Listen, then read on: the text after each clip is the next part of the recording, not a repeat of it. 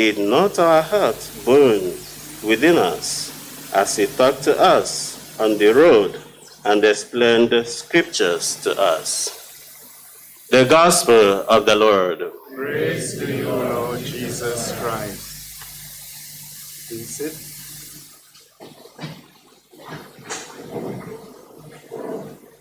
I heard two words from the Gospel story. Verse 15, this is Luke chapter 24, verse 15. Jesus himself came up and walked by their side. That is a synodal journey. You don't walk ahead, you don't walk behind, you walk side by side. Accompaniment. And the other word I heard was, did not our hearts burn within us? As he talked to us on the road and explained the scriptures to us. On the road, we are a people of prayer, a discerning people, a listening people. And when Jesus is I invite you this morning to continue that journey that we have begun and know the company that you are with, the church. And Jesus is walking with us side by side.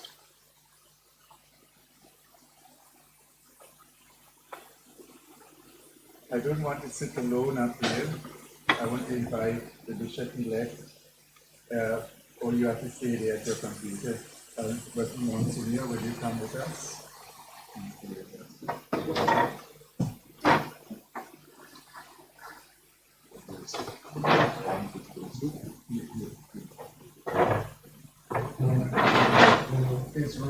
Is Rosie Matron here? Rosie? No. Sister Rutina? No. No.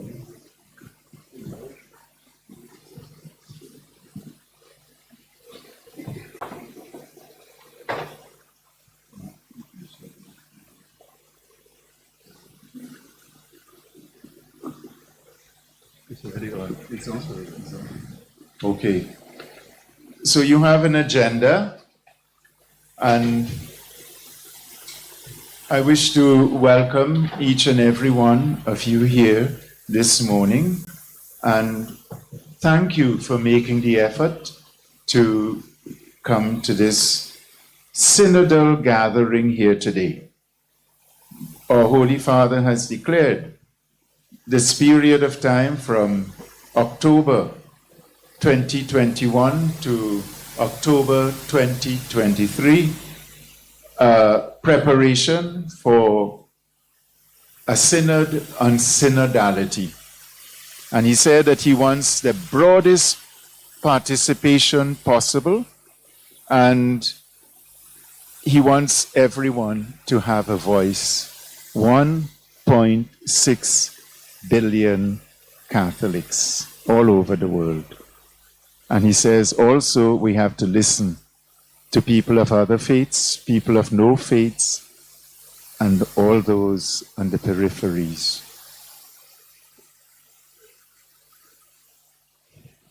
So we are going to have this agenda is in two parts.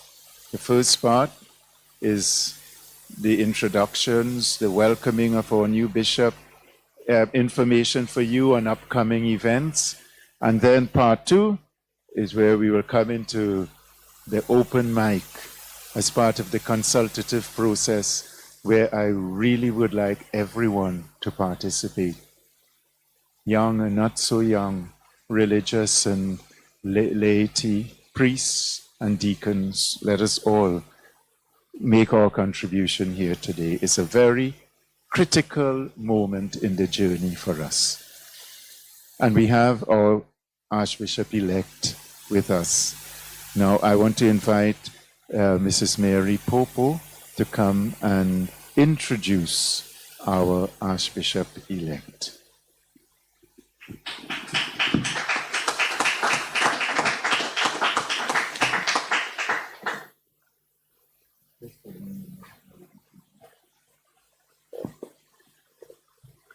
Good morning, brothers and sisters. It is my absolute pleasure to introduce Archbishop-elect, Most Reverend Gabriel Malzer, who was appointed by the Holy See as the new Metropolitan Archbishop of Castries on February 11, 2022. Archbishop-elect, Most Reverend Gabriel Malzer, was ordained a priest on July 28, 1985.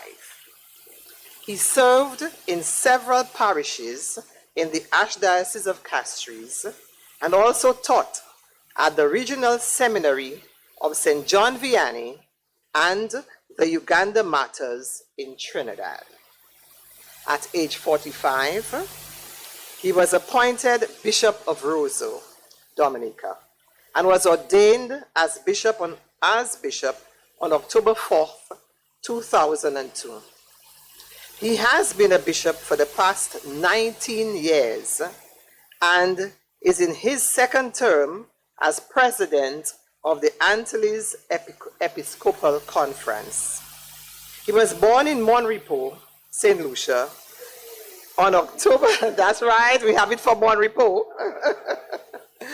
on October 4th, 1957, and is the son of Edison Joseph Malzer and Oliver Malzer, both deceased. He has 10 siblings. The Archbishop-elect is the second St. Lucian to be appointed Archbishop of Castries, the first being Archbishop Patrick Webster, OSB, from my village of Ancillary. Let us warmly welcome Archbishop-elect, Most Reverend Gabriel Malzer.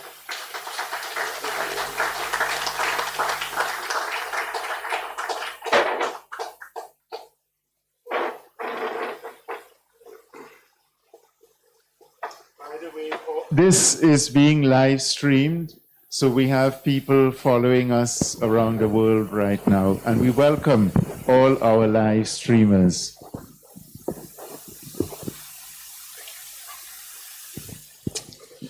Well, thank you very much, Mary, for your gracious introduction. Well, it is certainly a joy to be here in my own country and being in the setting where I worked for 3 years at the Pastoral Center from 1989 to 92.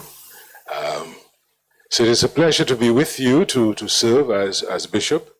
Of course, it comes with a little mixed feeling in the sense that I am leaving a group of people whom I have known for 19 and a half years, and we developed good relationships. And I think ministry in Roseau, it had its challenges, but of course it was pleasurable as well. But coming here in St. Lucia, I see it as a new challenge, a new beginning. And I just want to say that I'm disposed to be your pastor, to be your shepherd, and to do the best that I can do. And I know that I will not be doing it alone. Even the fact that you're gathered here this morning is an indication of what is to come, that there will be many meetings, many fora for collaboration and ministry together, planning and execution of ministry. But I really want to say that it is certainly a pleasure to be here this morning to experience this very important moment, especially as we are in this synodal journey. It's a moment that the church has been called to really look at itself and see what we have been doing and what we are not doing. And I think it is a really good moment for us to begin to reflect and to see how we can move the church together to where it ought to be. So here I am. I'm at your disposal. Of course, we will have many encounters together, and I am sure that if I think it is God's will, that we need not be afraid, and we will work together for the betterment of the church. So thank you very much for your welcome. Oh, we love you, love you, love you. Yes, we do. Oh, we love you, love you, love you. Yes, we do. Oh, we love you, love you, love you, no matter what you do. For we behold the living Christ in you.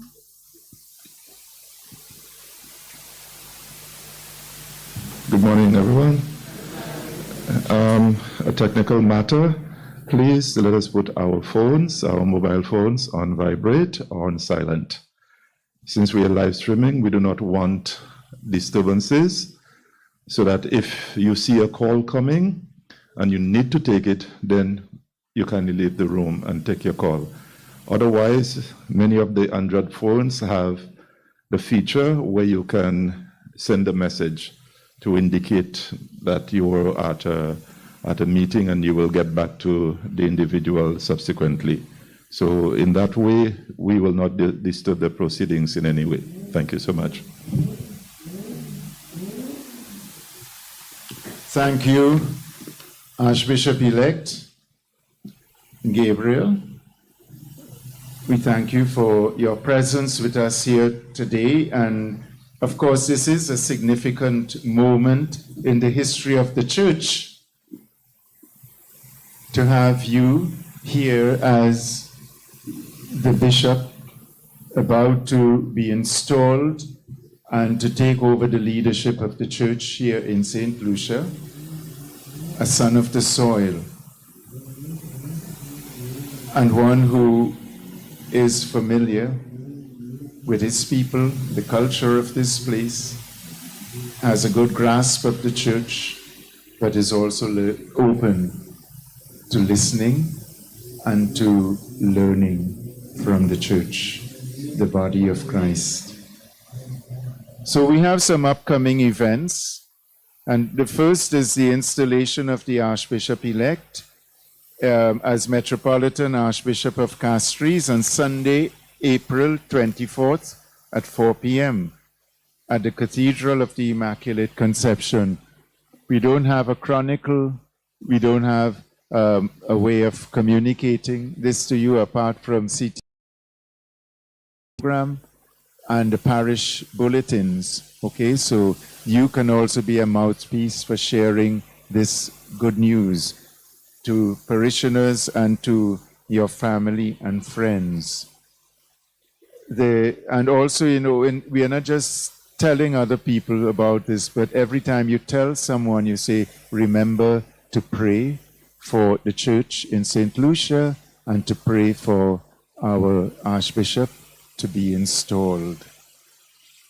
Then on the Monday, the day after the installation, that is April 25th, there will be a Thanksgiving Mass at St. Anne's in Mauripo, and that will be at 5 p.m.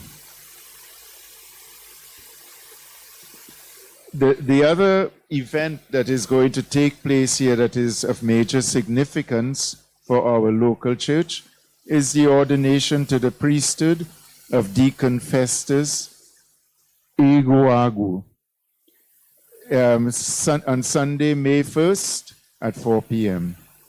at the Cathedral of the Immaculate Conception. And Festus's first Mass will be at the Church of the Good Shepherd in Babono on Monday, May 2nd at 10:30 a.m. It's a public holiday. And the Mass of Chrism will be on Wednesday, that is Wednesday in Holy Week, April 13th at 5 p.m. And it's always nice to have representation from all the parishes at the Mass of Chrism, because that is the day when you have an opportunity to show your appreciation for your priests and to thank God for them and to pray for them in the context of a Mass of Thanksgiving and the Chrism Mass. So I invite you to these through your parish.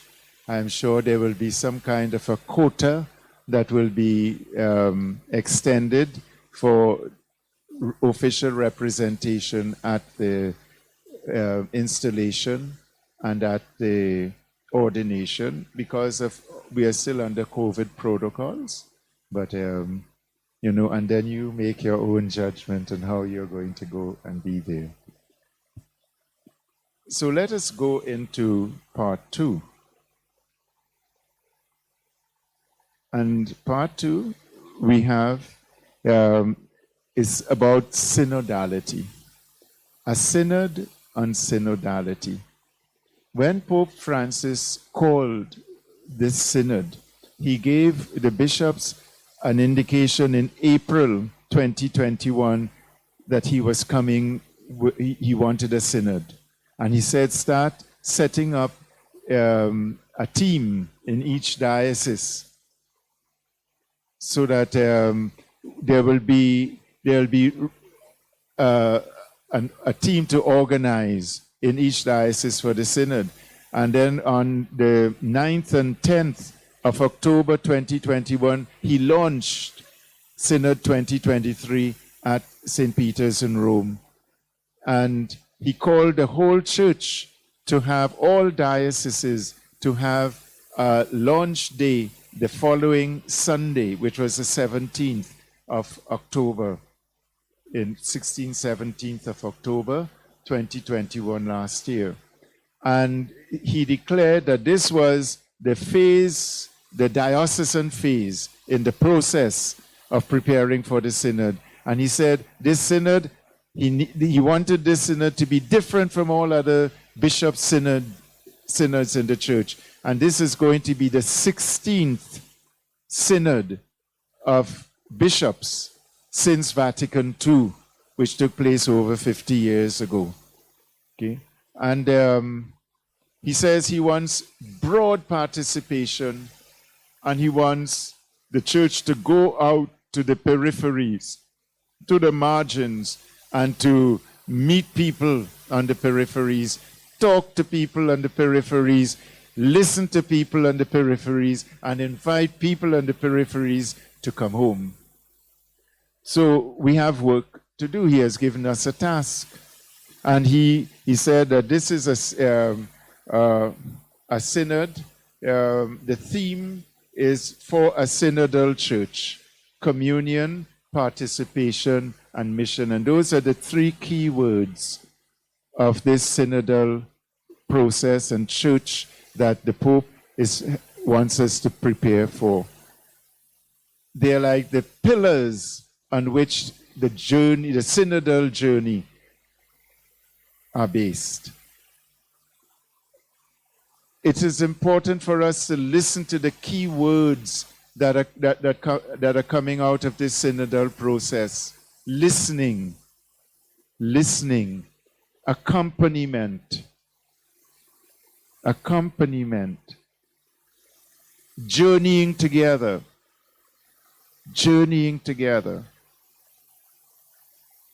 Revelations chapter 2, verse 29. Listen, anyone who has ears to hear what the Spirit is saying to the churches. And the Pope has taken that and he says, listen to what the Spirit is saying to the church today. And the word today is significant. We are told that this is not to be a journey of superficiality. It must be a journey of discernment, a journey where we are alive in the Spirit, where we are listening to the Spirit, we are listening to each other, we are learning from each other, and we are walking with each other. And we started off in the Archdiocesan phase with the creating awareness and laying the groundwork for synodality, understanding what synodality is. the people of God journeying together in its simplest words. And we are now in the next phase of the journey at the diocesan level, which is the consultative stage or the consultative process. And in each diocese, we were expected to establish in our case, we are an archdiocese, an Archdiocesan Synod Team, AST. So when you hear AST, you should know immediately what it means. Archdiocesan Synod Team. And Monsignor Michel was appointed to coordinate the Archdiocesan Synod Team. And I did this because at that time, around October last year, I thought I would be gone long time from St. Lucia. And I wanted to make sure that there was leadership and that the process would be taken forward, even though there may have been a period of time without a bishop in the archdiocese.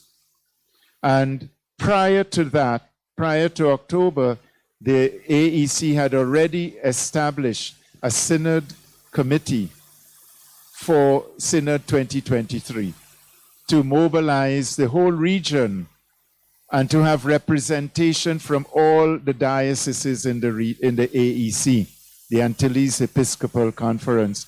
And Deacon David Popo was the one who was acclaimed, even before me, by the bishops themselves, to be the representative from St. Lucia, because the bishops are fully aware of the gifts of Deacon David and his abilities and capabilities. Let's give him a round of applause. So you will see here that I have acknowledged both Monsignor Michel and Deacon David in this process. So they are two key people in taking this process forward for us until 2023 and beyond. Okay? And when the new bishop comes, of course, he will have his place on the team. So now I invite Monsignor Michel to give us the first presentation.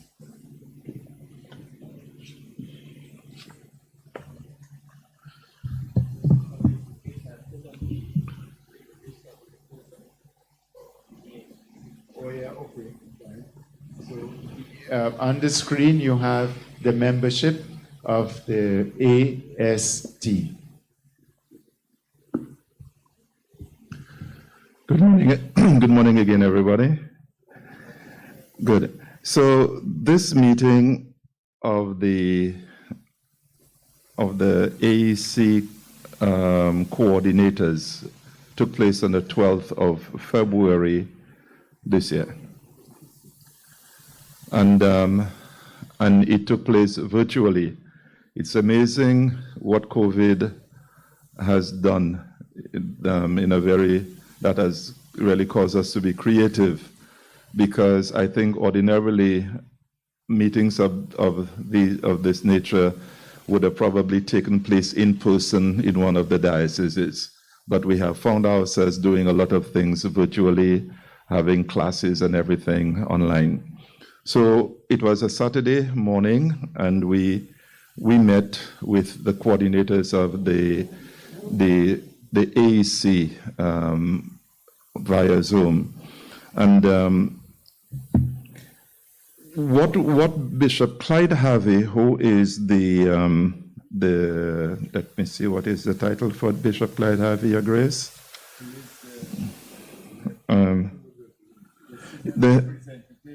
For the AEC, okay.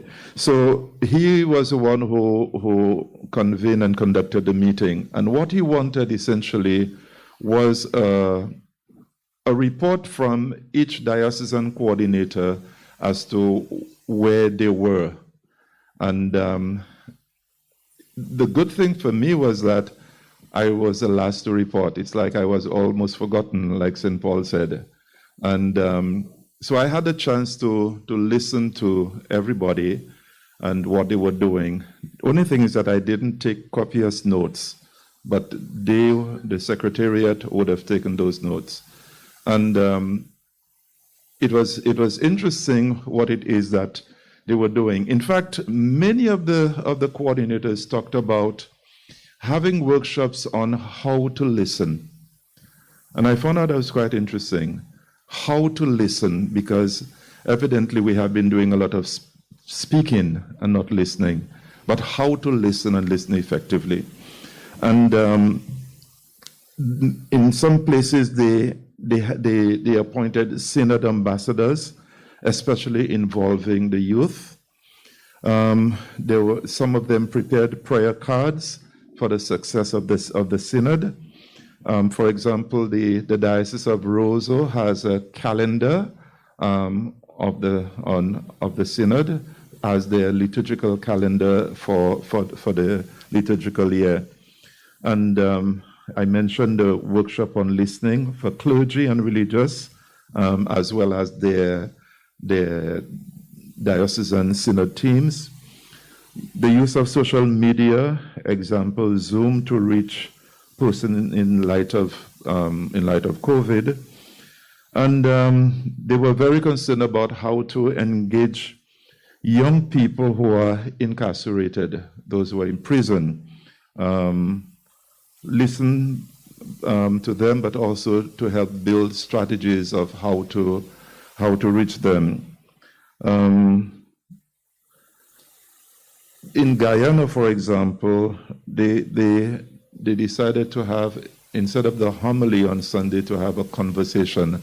And I think that is where the hot mic, we call it the hot mic, where we give people an opportunity to tell us in what direction they'd want to see the church going, which is part of our exercise this today.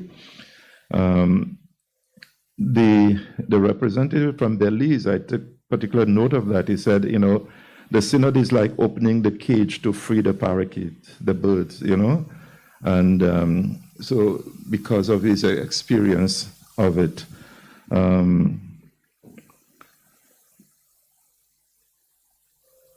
Other dioceses have, I said, produced prayer cards, posters, and some say that because of the pandemic, they found that they were restricted in finding creative ways of meeting the various communities.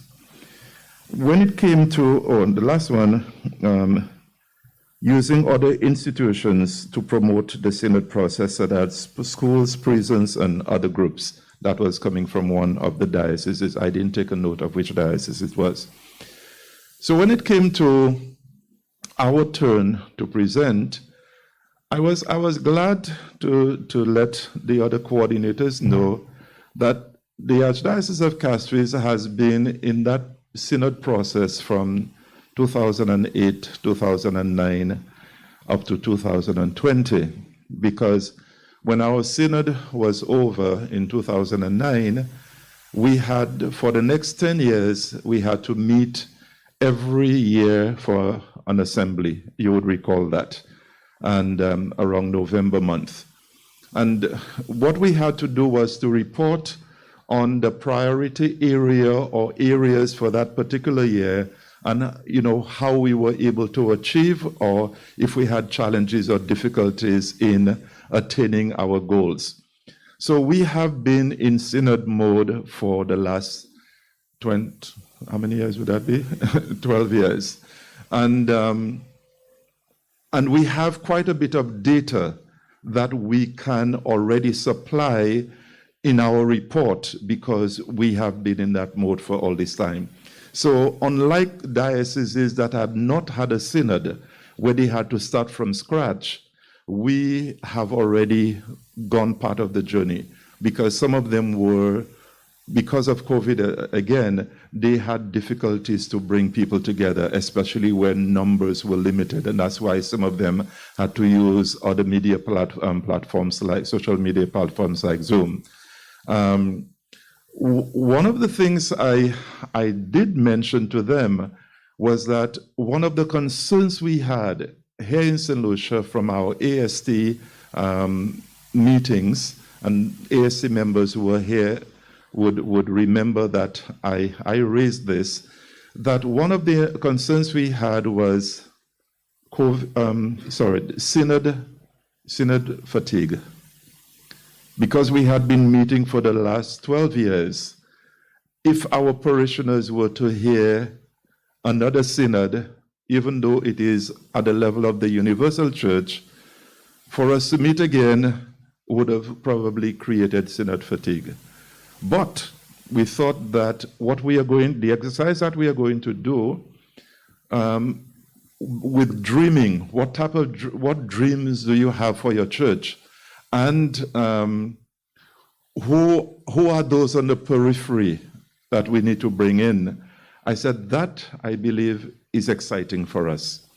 Since we have already gone through the synod process and we have been meeting for the subsequent 10 years, every year, and the parishes are involved in the synod process, we believe that in order to avoid the fatigue, those two areas particularly would be something exciting for us to dream about, for everybody to say what their dream of the church of tomorrow should be like, and secondly, to be able to identify who are those on the periphery.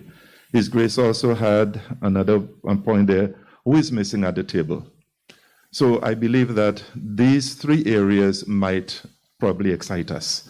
And we had a clergy meeting on Wednesday with our Archbishop-elect, along with Archbishop Rivas, and there was an open mic where some of the clergy came to express their dream of the church and to identify those who are on the periphery. Now, all of these encounters, we are taking notes so that we, in preparing our report to the AEC Secretariat in April, end of April into May.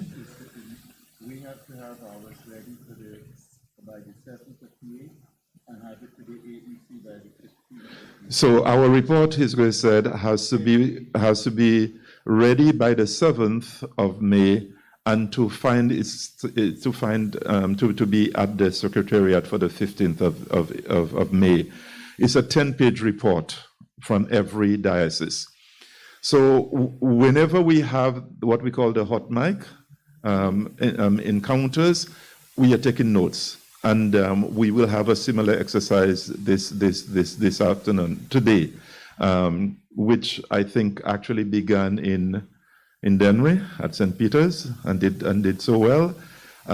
So this is what I have to report, and I think that if there is an excitement that we should have, is really being able to not only ourselves speak about our dreams for the church and who is on the periphery, but to actually meet those persons on the periphery and to ask them what is their dream for the church.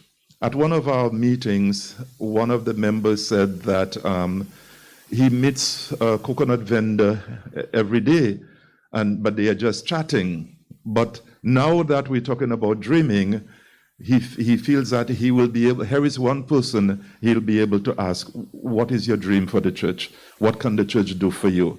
And that is an opportunity that each one of us have to be able to reach out to those whom we consider on the periphery, those who are missing at the table, and to find out what their dream for their church, our church is. And not just the local church, but the global church.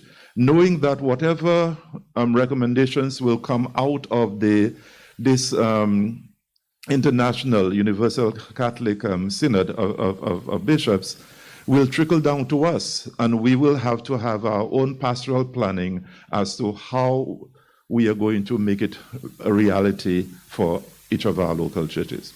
Thank you very much. Thank you, Monsignor. Let's give Monsignor a round of applause.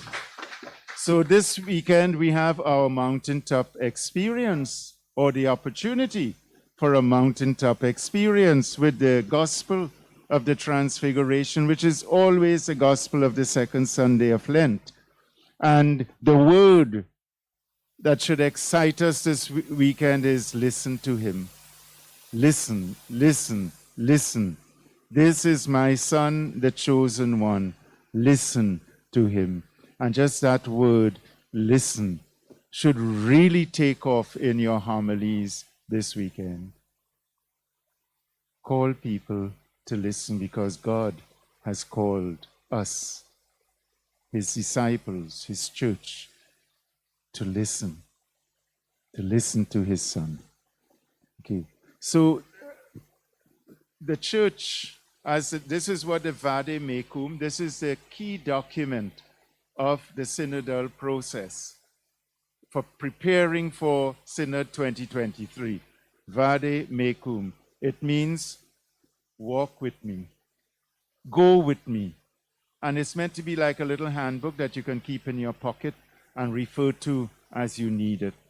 And it says, as the church embarks on this synodal journey, we must strive to ground ourselves in experiences of authentic listening and discernment on the path of becoming the church that God calls us to be. And the document takes into account the times we are in, these pandemic times, COVID-19, Omicron, Delta times. In the midst of this context of a pandemic, synodality represents the path by which the church can be renewed by the action of the Holy Spirit, listening together to what God has to say to his people. So we are in a process, and the purpose of the synod is not to produce more documents, but to inspire people to dream about the church that we are called to be, to make people's hopes flourish, to stimulate trust, to bind up wounds. There are many wounded people in the church. The church herself is wounded. To make new and deeper to weave new and deeper relationships, to learn from one another. And I highlighted that, to learn from one another. Everyone has a contribution to make, has something to say, and should be listened to. To build bridges so that we don't stop on the other side, but that we can meet and listen and hear the voices that need to be heard. To enlighten minds, warm hearts, restore strength to our hands for our common mission. So I want to invite Deacon David now to come and give us a little insight into the work of the AST.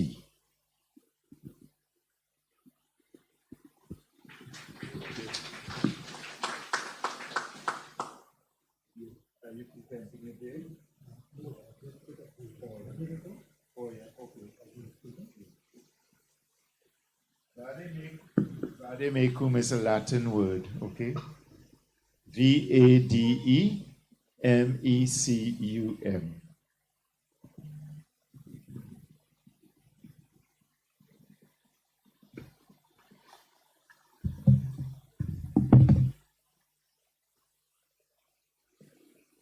Right, thank you very much, Your Grace. And I will just give a very brief, my brothers and sisters, a very brief report on the process with respect to the AST that Monsignor Michel had referred to.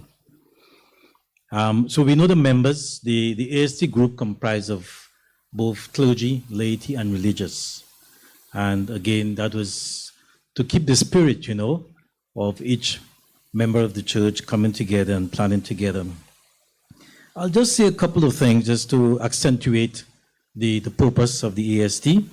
And one was essentially to provide information, because every consultative process, as His Grace was saying, we are talking about 1 billion people worldwide. In fact, this is the biggest consultative process in the world historically. And when we got the information, various documents from the AAC, from the bishops, as His Grace was saying, a major document was the Vademecum. Now, one of the things that struck us as the AST was timelines. It was very, very tight. And as you heard from His Grace, that we have to report in this quarter coming up, and to ensure that we can meet those timelines.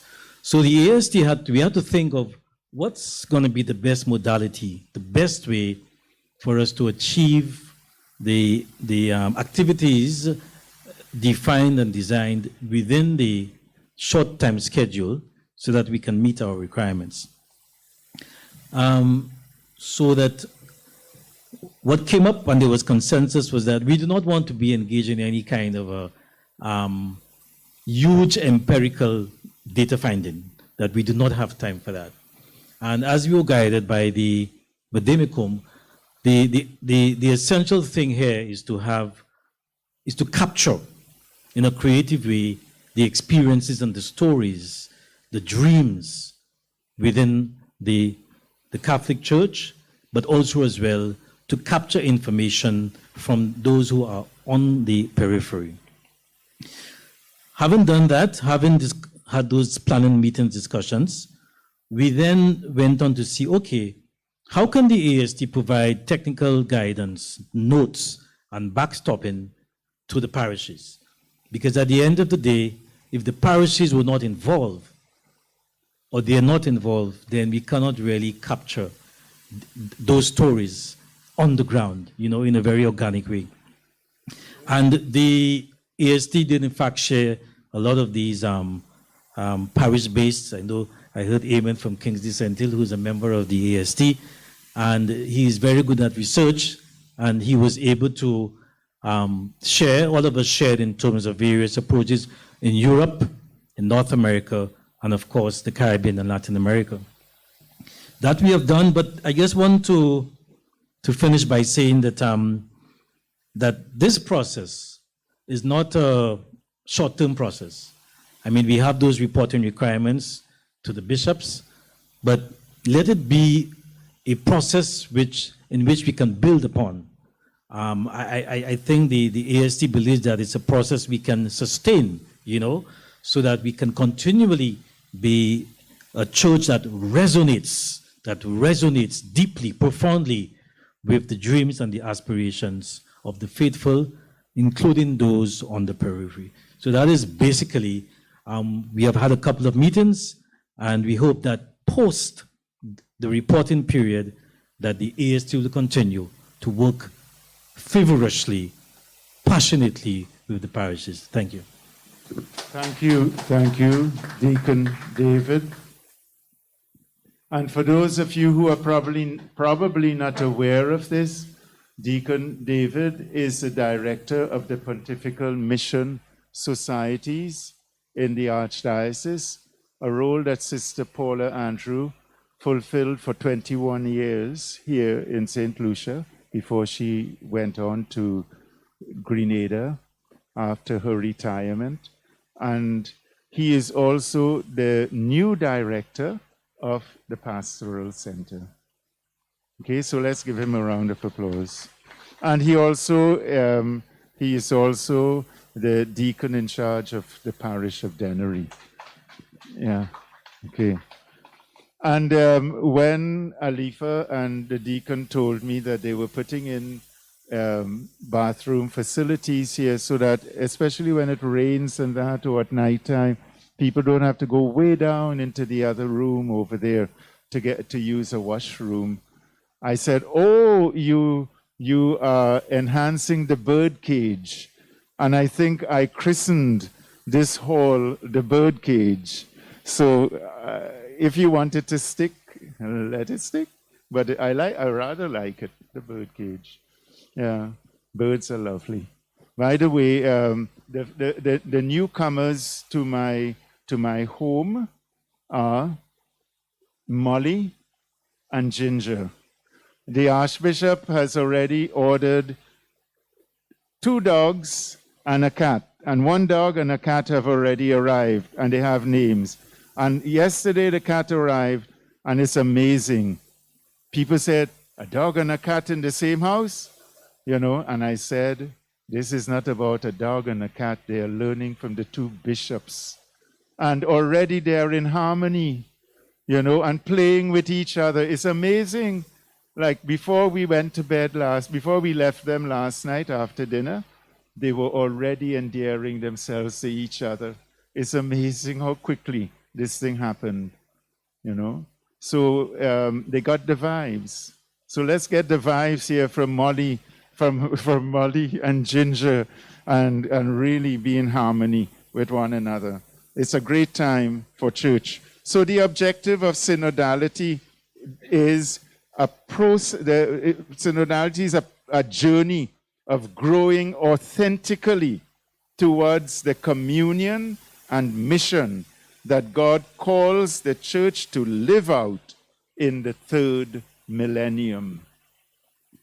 So this is the objective. So as we're going forward, I'll give you little sharings, and there's a lovely quotation here from the Vademecum. I will keep that for a while, but regarding listening, all are invited to speak with courage.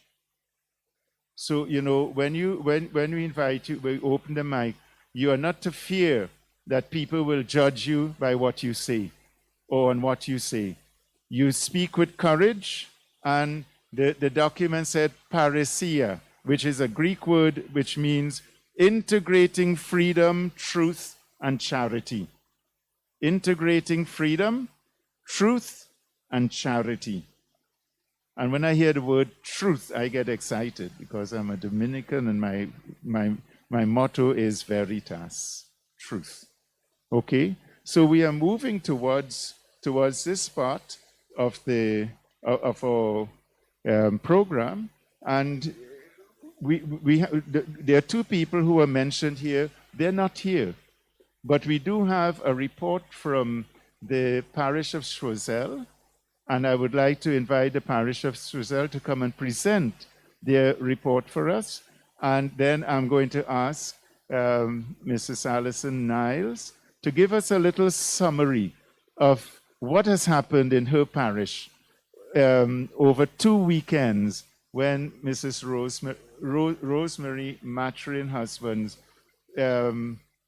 was the one who facilitated the open mic sessions in the parish. Let's welcome Choiseul. Lavery, come, Lavery, come. Lavery. Yeah. Father Kenneth got nervous. You're always ready. Yeah. And this is a PowerPoint presentation. Good morning, all. Go close to the mic, please. Actually, we were not quite prepared to do a presentation this morning, so just bear with us, please. So the PowerPoint presentation is just one of the things that Labrie Parish did in order to bring about awareness on synod and synodality.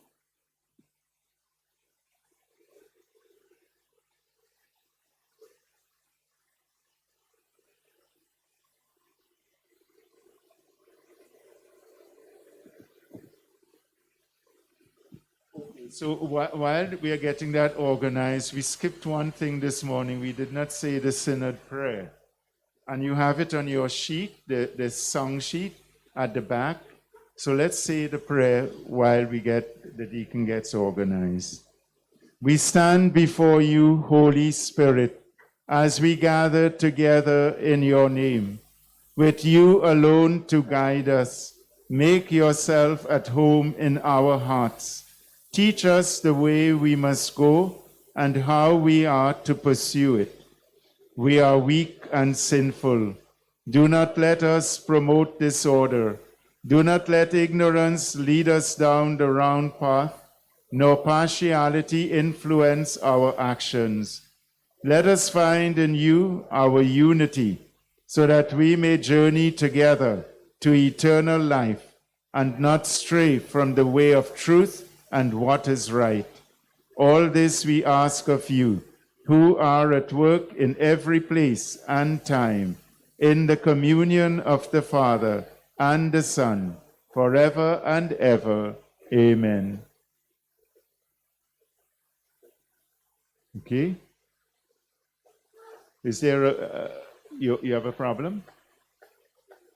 Okay, Alison, could you come and share with us a little on what has happened in your parish in this synodal process?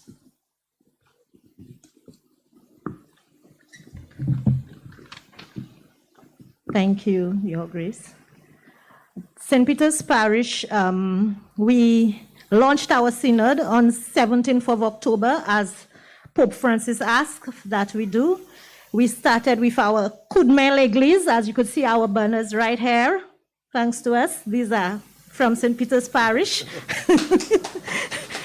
Thank you, Sister Rufina and Paba, who assisted us in that launch.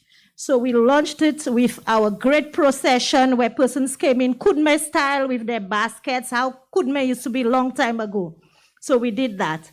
After the AST meeting, we were told that we needed to have some open mics in order to introduce our people to synodality and also to find out what is their dream, not just for the church in Dennery, but for the Archdiocese. And our moderator was Mrs. Rosemary Husbands, and it was amazing to see the number of persons who came up and speak out on the dream for the church. And I'm happy that Bishop said, most times we were speaking to the people, we were not listening. And the things that the people were saying were things that we can correct immediately, things that we did not stop and listen to them, and not just for Dennery, but for the Archdiocese.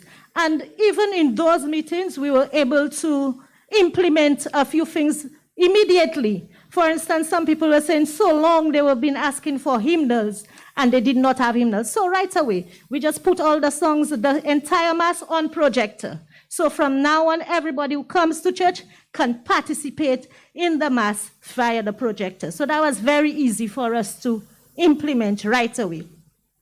The second thing we did was on the 20th, we had Youth on Synodality. So we had all our parishioners on the first day. The second Sunday, we did Youth on Synodality. And all our young people came out and speak out on what they want to see, their dream for our church. And we also, during that day, we challenged one young man to go out and find out about the young people, bring them back, find out what is hurting them, why our youth are hurting, what is hurting them. And we challenged Mr. Pierre, who's here with us today, to go out and find out. We also started a WhatsApp group, Youth on Synodality. So we are speaking to the young people. And our third open mic was on the 27th. For those we missed out on, they came out and speak out. So we have prepared our report.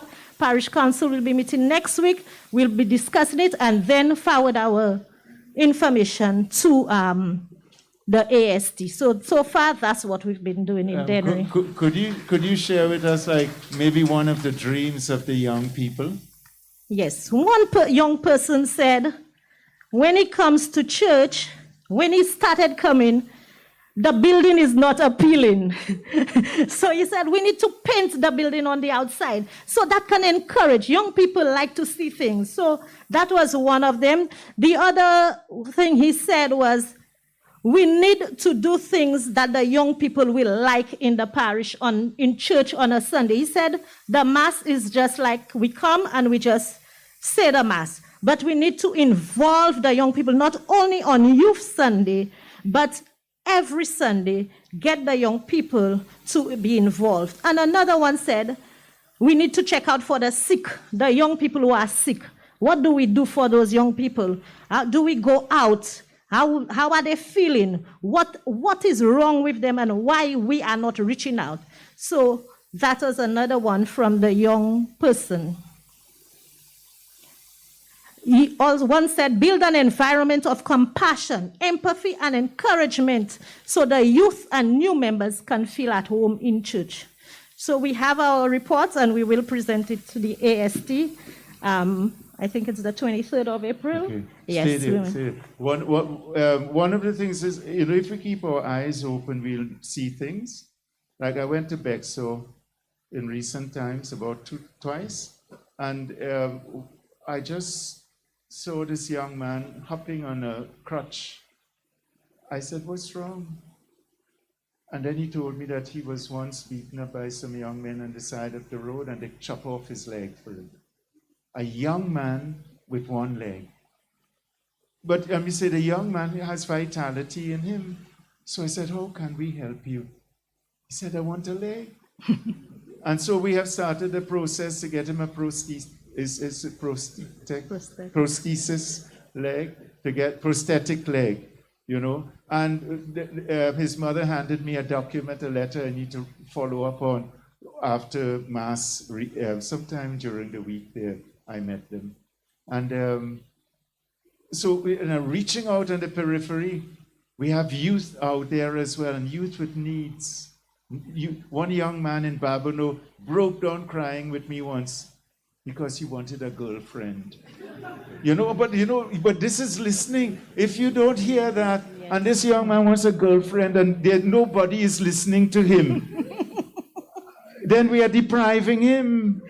And we are not supporting him. So how we listen, authentic listening is important. Paba said to the clergy the other day, it's not just talking about the periphery and talking about going to the periphery, but we have to actually be there on the periphery, okay?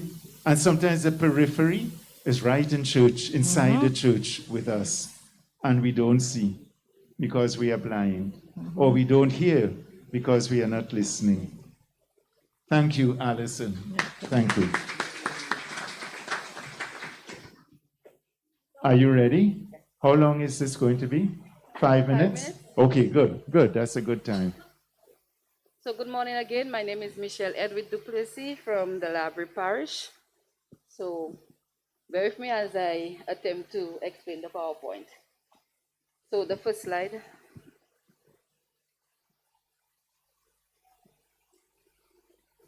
October 2021, 2023, listening church, synod on synodality, all you need to know. So like I said, this was to create awareness in our parish. So Pope Francis opened the synod in Rome, and every diocese across the world was called to celebrate the opening of the synod at the local level. And the theme for a synodal church, communion, participation, and mission. So I will now give you a brief explanation of the 3 key points there. Communion, we sometimes mix it up with Eucharist. Eucharist is the Mass, the divine liturgy, the Sunday celebration of the Word and Sacrament, the Lord's Supper. It means thanksgiving. It is an action, an event, not a thing. You participate or you celebrate Eucharist. Communion here refers to ecclesial belonging or relationship. So if you are a member of the church, you are in that communion with the bishop, priest, and with other members. The act of receiving the consecrated bread and wine during the Eucharist is also called communion, because it is that sacramental sign, that relationship, that belonging to church. You receive communion from the church, so you are in communion with the church.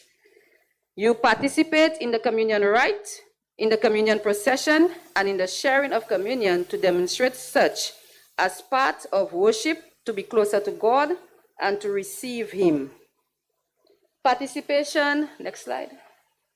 Participation speaks for itself.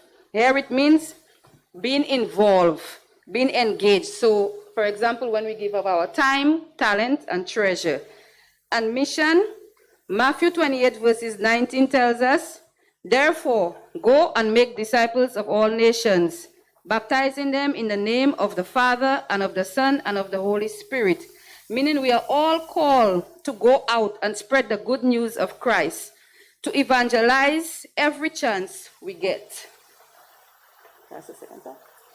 But wait, October 2021, and only now we're hearing about synod and synodality. We seem to be behind. Don't worry, we'll catch up. Because all of us here matter. As you can see the logo for the synod and synodality, you can see persons on wheelchair, toddlers, the bishop, laypersons, all of us, nobody's been left behind. So all of us matter. Let us talk, let us listen, and let us journey together. Hold on. Let's not get ahead of ourselves. First, we need to understand. So synod, next slide. That's just a refresher. What is a synod? Like you heard Father Michel said, we have had synod going on for a while now. We had Disciples on Mission, Vision 2020, and that kind of thing. So in short, it's an assembly of bishops and other church officials meeting to resolve questions of discipline or administration of the church. What is synodality? That might be new for some of us.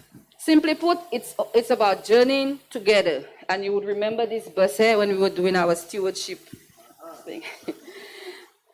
So it's a mutual listening in which everyone has something to learn. The lay faithful, the bishops, listening to each other, and all listening to the Holy Spirit, the Spirit of truth, John 14:17, in order to know what he is saying to the church. And here you can see Pope Francis. Do you know the overall process of Pope Francis Synod on Synodality? We all have the duty to do good and be blessed and bless others with your gift. As an elder, listen to those in your care. As a parent, hear what your children are saying trying to communicate to you. As a priest, pay attention to what your parishioners are voicing. As a superior or leader in your community or church group, listen to what the young ones are struggling with. And remember, if you want to be heard, you need to listen. You need to be willing to listen. So, pray for the church. Ask the Holy Spirit to inspire and lead us on this journey. What can you do? What will you do? What have you done? What can we do? What will we do? And what have we done? As a parish library, we have started the process with an open mic. We have some of the reports already. We're still collating.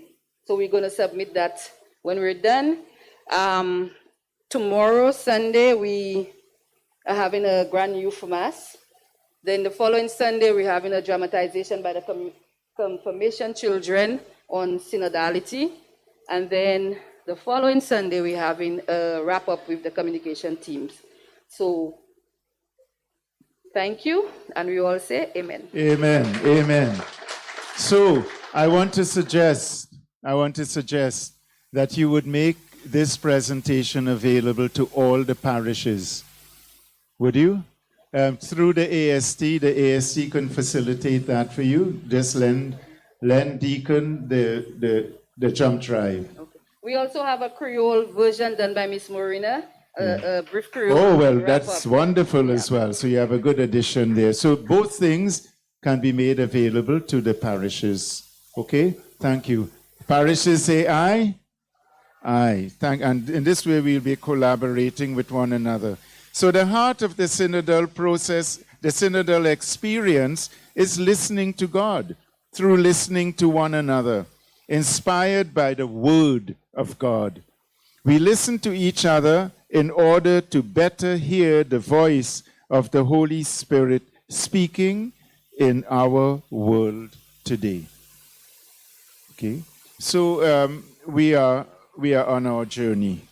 And I want to thank those who have come forward and shared with us. It's interesting that some of this was spontaneous, but it means that things are happening in our communities, that people are confident enough to come forward and to share.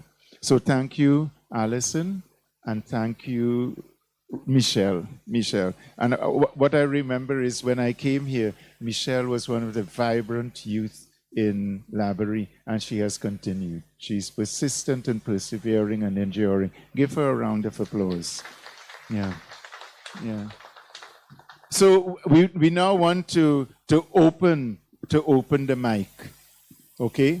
And you have to come to the mic here to speak, because we need to hear you. And remember, we are live streaming, so the sound has to be clear for the live streaming. So, Your Grace, we also have another cordless microphone. okay, so yeah. So those of you who are close to here can come over there. Those of you who are close here can come here. Come to this and one. this microphone can come over here. All right? So we have 1, 2, 3 mics, okay? And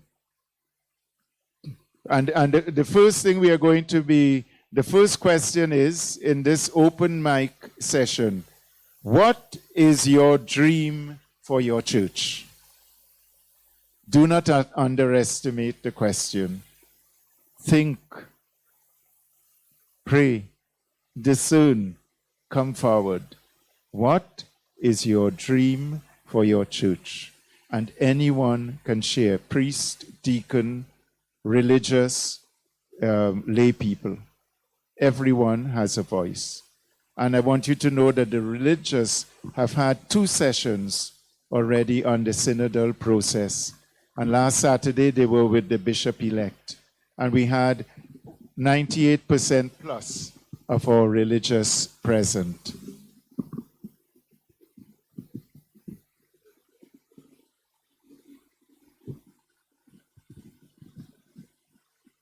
Okay?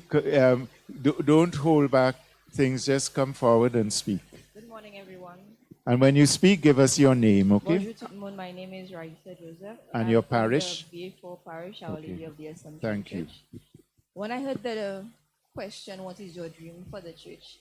I actually didn't like the question, because as much as I know that dreams are beautiful, and ideally you would want the church to reflect Christ's hands, his feet here on earth, I think that it would have been nice to see what are your goals for the church, things that you want to accomplish. Because dreaming, for me, when I think about it, things that you're just hoping for, but you're not necessarily working towards. And coming in this morning, the flyer that's at the back of you that has Kudme L'église caught my attention. Your presentation caught my attention because of the differences in language. And my goal, and perhaps my dream for the church, particularly in St. Lucia, is that it would embrace what it is, the language, the cultural nuances of the St. Lucian Church, to really reflect synodality in a really deep and powerful way.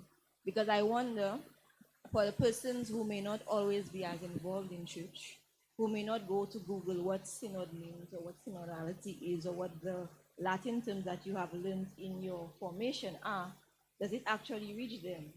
Do they feel connected to it? Does it feel like a foreign term as opposed to something like Kudme L'église? Because Kudme is something that you experience in life. It's part and parcel of your development and your St. Lucian experience. And as much as there are Catholic teachings that are universal, there are some things that we have to learn about St. Lucia to really reach the St. Lucian Church. So my first dream would be for us to recognize all the gifts, the language, the people, the practices that can open the door for us to really have a fully participatory church, not just at Synod, but all the time where people can be listened to and heard, and can also understand what is being said, because the language in which you speak to people touches at their heart and their experience. And if they don't understand what you're saying, they cannot hear you and they cannot speak to you either. So that would be my first, I guess, dream for the church, that it would embrace what is St. Lucianness at heart. Mm-hmm.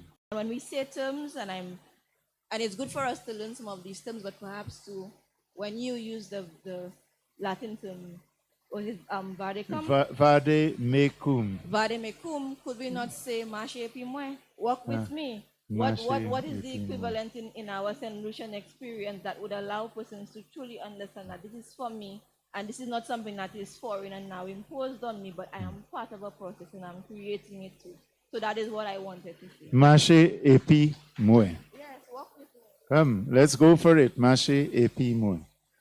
Okay, thank you. Come, just come. Go to the mic.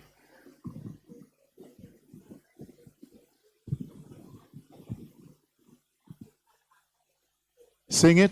Sing it.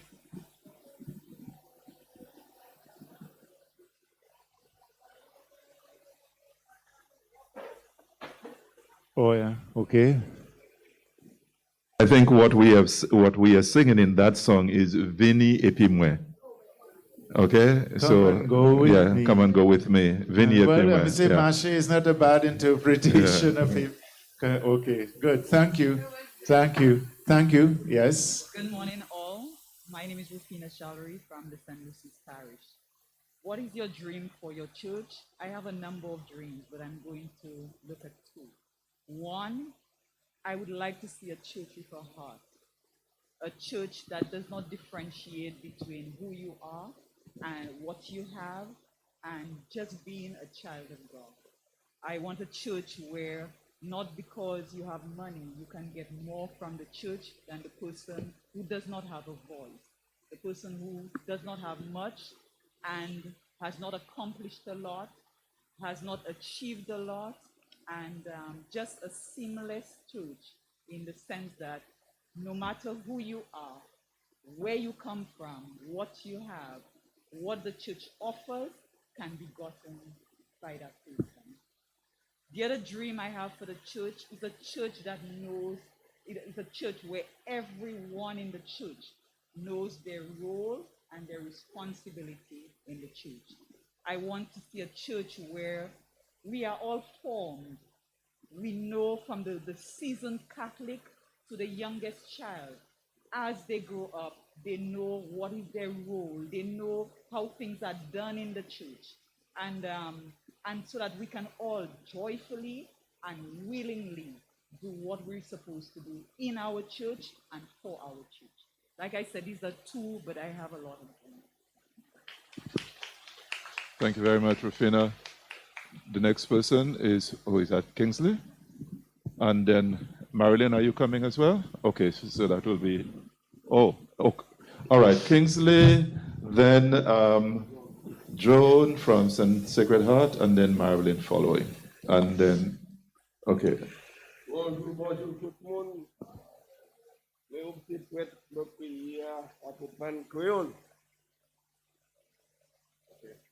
Ça moi voulais pour l'église là, cette ici. Dans l'église côté nous kay practice ça Jésus-Christ dit nous pour faire. Et mais on a l'autre comme mon. C'est pas que ça moun kay savent pour faire des ça tout le monde. So moi voulais en église ça moun kay ouais nous et puis uniforme nous. Uniforme là moun. Les monter lever ti maman. Maman moi tu ka garder pour yon a l'autre. La tante maman a besoin de garder pour yon a l'autre. Moi lever la caille Rodolphe vieux fort. Les bien moun malade, nous ka voyer nous ko téléphone, ay garder pour maman popo, ay garder pour maman Alzin. Là c'est ça qui veille. Nous ka dévier, ka dit maman nous all right. Nous ka garder pour yon a l'autre. Ça c'est l'amour nous. Moi vle église côté de Gopicha. Kay fait, kay dit que c'est apôtre là. Nous préférons, nous simen. Faire ça, bon Dieu dit nous, parce que ça, non dit nous. We rather obey God than man. Ça c'est une église, me voulais, c'est ça, me voulais, ouais. Me voulais, ouais, même si à présent, nous n'y moins moun qui catholique. Parce que les me levé petit maman. Parce que je vais faire la communion, moi, 1962, July 27th, la tenue 300 et 2. Ça c'est combien nous faire la communion. Je dis ça là. 300 et 2. À présent, c'est 4 personnes, 5 personnes qui font la communion. Nous voulons l'église catholique celle-ci, qu'on s'en a en Afrique, qu'on s'en a en Asia. Right? côté l'église la cave, il vibrant. Nous pas yo côté yo ka croire, yo ka tomber, yo pas ni monde ka l'église. Regardez ça qu'a fait africain, messieurs et dames. Regardez ça qu'a fait en Égypte. L'église la vibrant, moun ka joindre l'église là. Après ça, plus catholique passé avant. Parce que Jean Afrique, Jean Égypte, ka joindre l'église là. Moi, je veux catholique, l'église catholique c'est ici. Côté moun qui veut venir à l'église là, qui veut venir à la messe, qui veut venir à les vespers, avec les sessions, c'est ça que je veux avant mon bon. Merci. For those who are following us via the live stream, thanks Kingsley for having expressed it in Creole so that those who are watching us and they are Creoles speakers, a little bit of English to put into practice what Jesus asked us to do, that is by loving one another.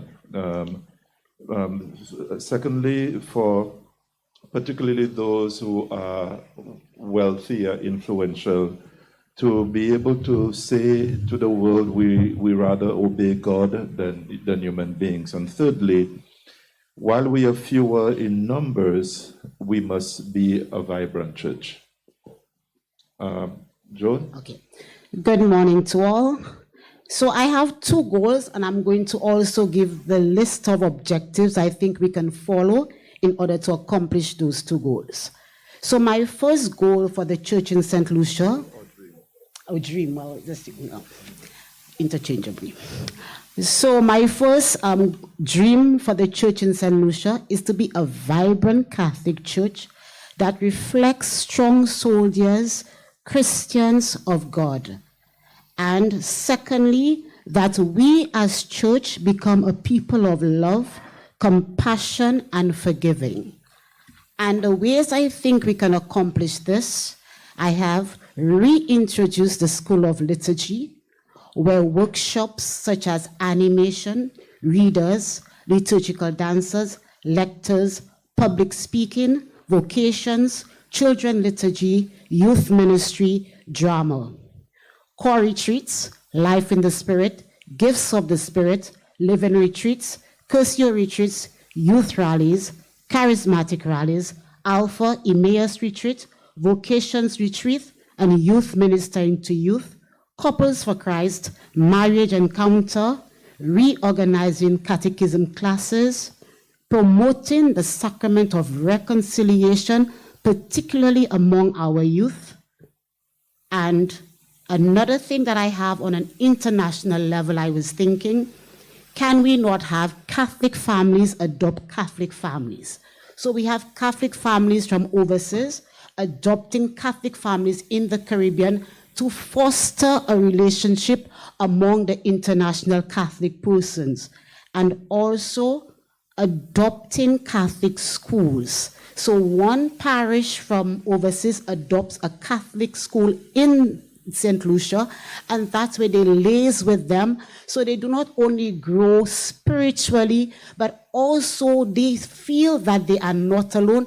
There are other persons who are going through the same issues that they are encountering being Catholic, and also grow for the Catholic teachers as well. So as they link with other teachers from overseas, they too develop that rapport and realize they're not the only ones who are encountering difficulties, but others are going through it, and they can enhance their faith by sharing, because it is in sharing and hearing others, what others have to say, you feel that you are not alone, that others are going through it too, but because they are able to go through it, I too am empowered, so I too can continue the journey. This is my dream for the church. Thank you, Joan and Marilyn. And Mr. Philip, yeah. Bonjour tout le monde.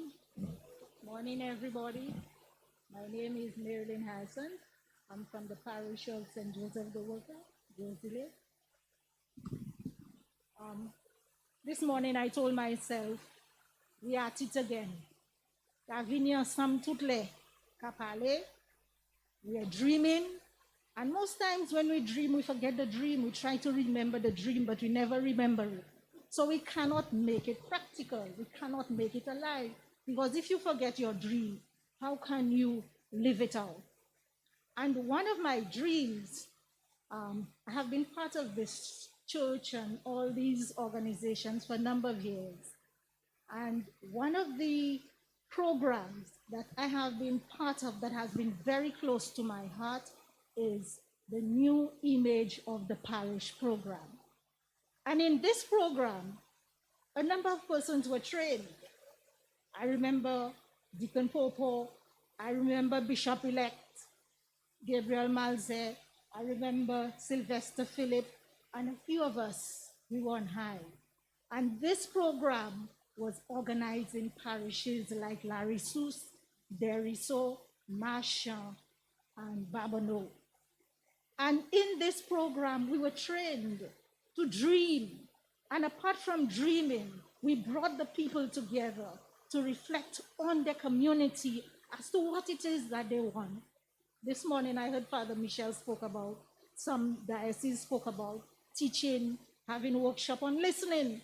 This is part of the NIP program, to bring people together, to teach them how to listen, and to teach them how to go out, to relate to other people. And the whole idea was to bring communities together to reflect, as Raisa said, on the activities within their communities, on their families, the situations. And I believe that is the mind of Pope Francis. Pope Francis is from Latin America, where there has been all the oppression and the suffering of people. And it's like Moses bringing the people together, listening to God, listening to what God has to say, and to give them direction. So even though we do not go back to implementing the new image of the parish, there are lots of principles and elements of the new image of the parish that can be used to bring the church together. And this is my dream, that as we move along, we make use of what we have had a number of years ago, which have worked. And we looked at the various parishes that have experienced it, and those persons who have been part and parcel of it, as home visitors, as coordinators, as families, they can tell you. And I wish that this is my dream, to go back to it so that church can become good l'église. Merci, Anshai. Thank you very much, Marilyn. Mr. Sylvester Philip, and that would end that section. We'll move on to the next topic, which His Grace will introduce afterwards.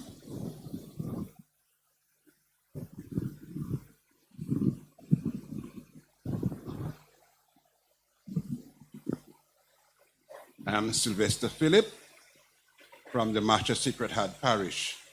And Your Grace, if you allow me just 2 seconds to speak very briefly on the presentation that was made by Labrie.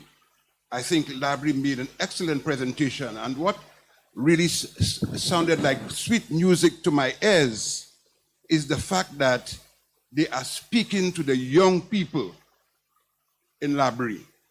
I have written up on it on several occasions.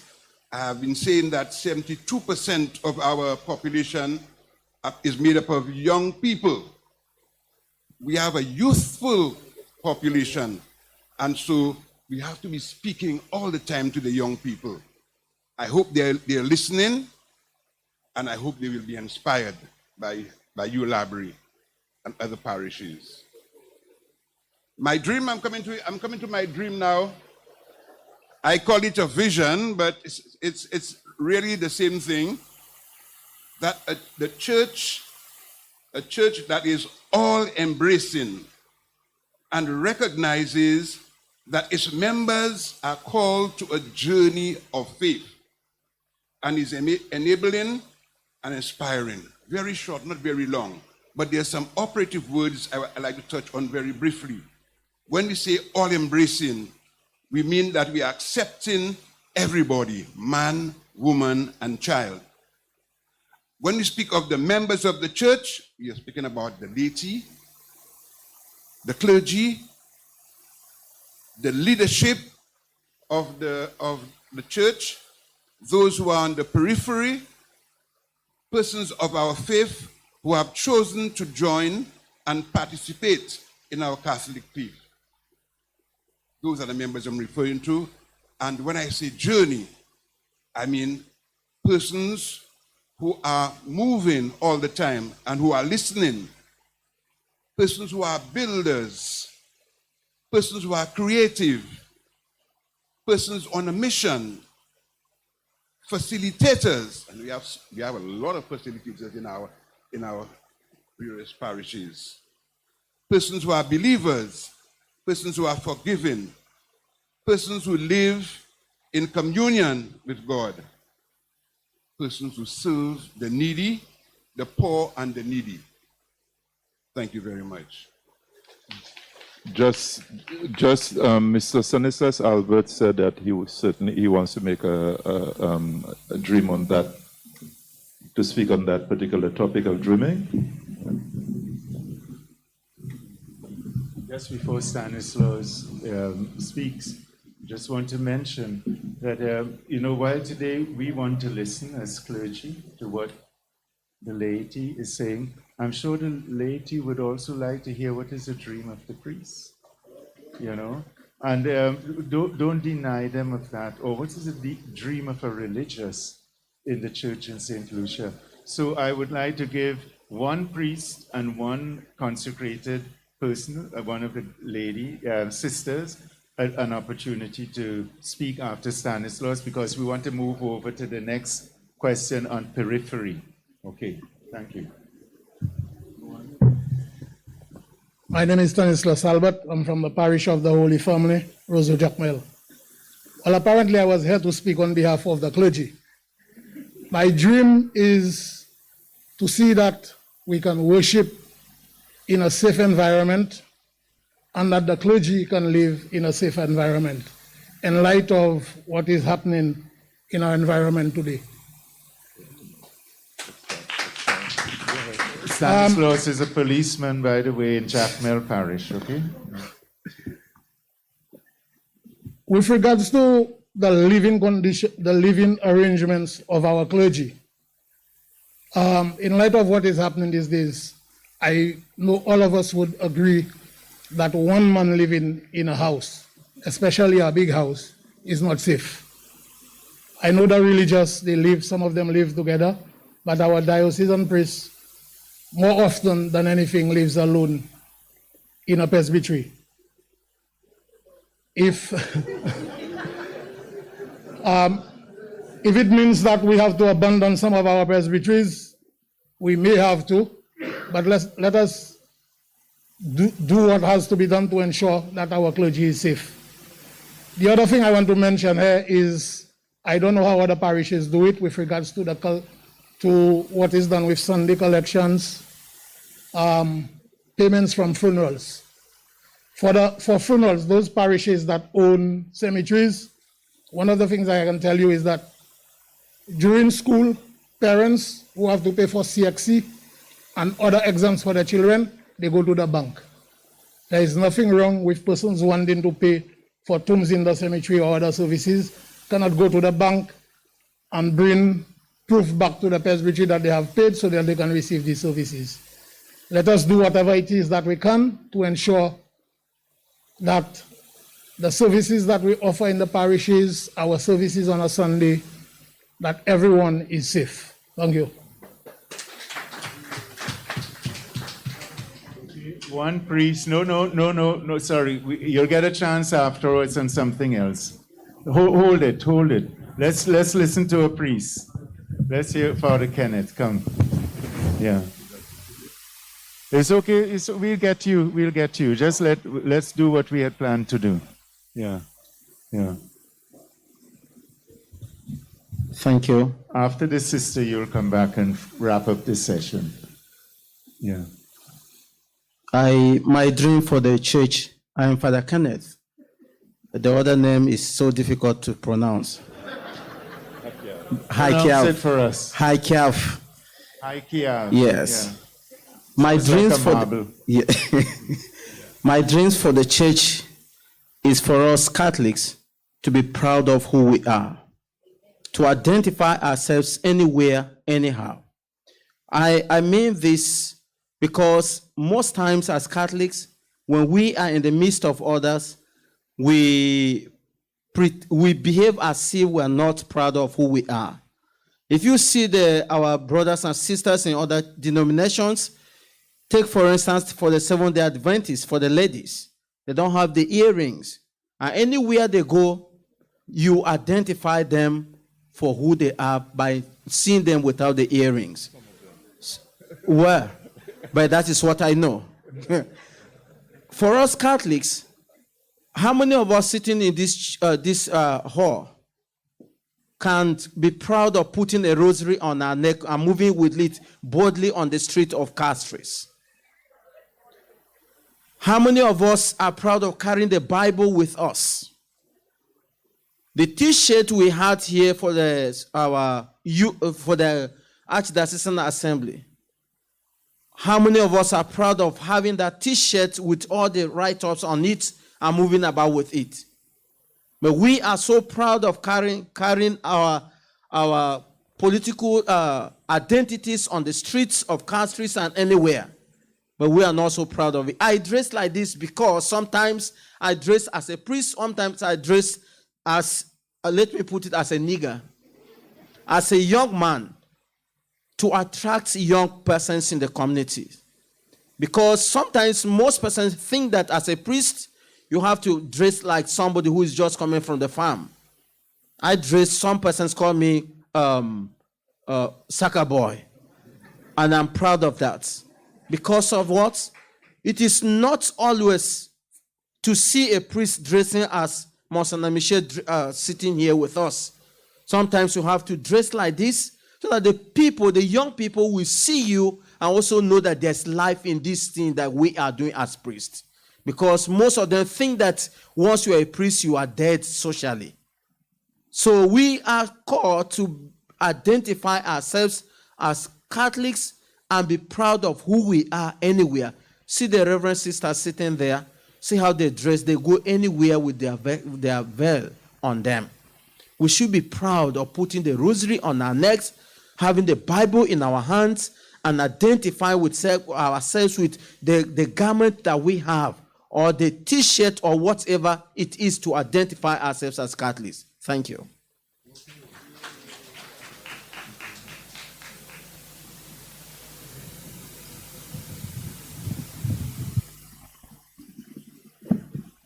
Good morning, brothers and sisters. Sister Antonia David, Dominican Missionaries of Our Lady of Deliverance. My dream for the church is one where all of us can work together.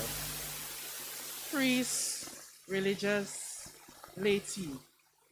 That we each know our role, and knowing the role of each other, we respect each other in our work, in our mission. We are already so limited. You know, every year we keep praying every day for vocations. But you know, all of us, especially in St. Lucia, we do not have many. Seeing that, we try to work with each other, collaborate, priests, religious, laity, to help empower each other, to help educate each other, so all of us have the knowledge. And so we can reach out better to work together and not fight each other. Already we have all the other religions fighting us and taking away our people. So we need to find a way to stop fighting against each other. Try to find a way for us to work with each other, collaborate, pray for each other, pray with each other, so that together we can reach the goal. Because if we keep fighting, then we get nowhere. Thank you. Will Cecilia come and say what you have to say? Come. And this is the last on this topic, and then we are going on to the one on the peripheries. Okay, my name is Cecilia Clovis. I am from the Suffre Parish. I'm also a principal, and I would like to express a dream that I have as a principal. I believe that as church, or my dream, is to see a church that becomes a little more involved in school life. Okay? I grew up very much in this faith and I've stood tall and proud. And I think it started at Suffra Girls Primary, Suffra Girls Infant School, which were once Catholic schools. But what we've seen over the years is that these beautiful things that help to form children, we've somewhat lost it. We have Catholic teachers in our schools, but I think a little more is needed right now, given the status quo of what we're seeing happening with our students. So this is one of my dreams, that we will see a deeper interaction between schools, Ministry of Education, and church. One more dream, a church, universal church, national church, that welcomes all, that is able to connect with its people and the wider community through an appreciation of their strengths and their weaknesses. And I believe in appreciating strengths and weaknesses, we are able to understand each other and make things better for one and all. Thank you. Thank you, Cecilia. Yeah. So we are on the journey, Marcher et puis moi, Kodma l'Église. Let's keep moving. So we are going to look at number 3. Who are the people on the periphery in your parish? Who are the people on the periphery in your parish? What strategy does your parish have in place? What strategy does your parish have in place for reaching out and listening to the voices on the periphery? And this is what Marcher Pimoué says. We must personally reach out to the peripheries, to those who have left the church, those who rarely or never practice their faith, those who experience poverty or marginalization, refugees, the excluded, the voiceless. And we see how easily refugees can be created. Like one Putin invading a sovereign country sends almost 2 million people out of the 2.5 million people away from their homes, their roots, to beyond other borders to find safety. And I remember Pope Benedict, when there was a Syrian crisis and all these other Middle Eastern crises with ISIS and these groups, and people were just moving out and finding themselves living in tents and trying to get to Europe. And the Pope says that, the world has a responsibility to provide a safe place for the refugee, a place that the person who is uprooted can call home. A place where the person can call home. So let us meet the people on the periphery. Do you know them? The mic is open.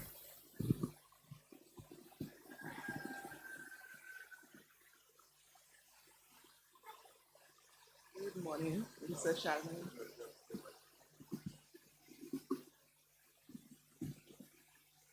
Good morning, Lisa Shalman from Choiseul Parish.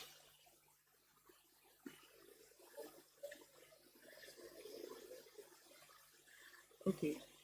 Our hope is to reach out to the various people in Choiseul who we know were once members of our church and who have drifted away, or whose family members, maybe parents, are members of the church, but the young ones are not making themselves available. So we are hoping to reach out to those on the streets.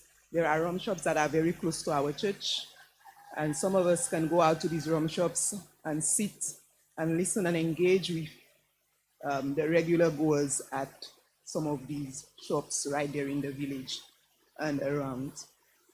Our young boys, they meet on the field to play every morning and evening. You can find them playing football on the field at La Fag and even at reunion. So we can engage them right there in their comfort zone to find out what is it the church can do to bring them back or to create some interest in coming to church. Our home bond, we can go out to them as well, visit the homes, put our teams together so that we can meet them. Listen to the people on the streets as we walk around, because you'll be surprised as to some of what they have to say. Even those you least expect to say something, like the vagrants, they may have something to say about our church and how we can improve, because they watch what's going on and they know more than we think they do. And of course, we have to reach out to our teachers in the schools. We have a few Catholic schools in Choiseul. And I think we need to reach out to the teachers to find out what is it that they need and how can we bring our Catholic schools back to the fold. Because one of my dreams was what the teacher from Super mentioned, to take back our Catholic schools. Because by neglecting our schools, we are also neglecting our students. And if we use the schools to reach out to our students, we can make a difference in society. Thank you. Next.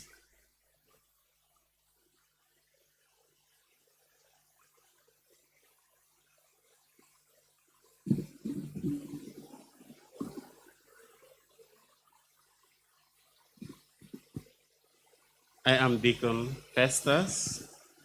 Two objectives. First of all, to point out the periphery generally in the Archdiocese, and secondly, to make sure that the voice of the deacons are not lost. Right?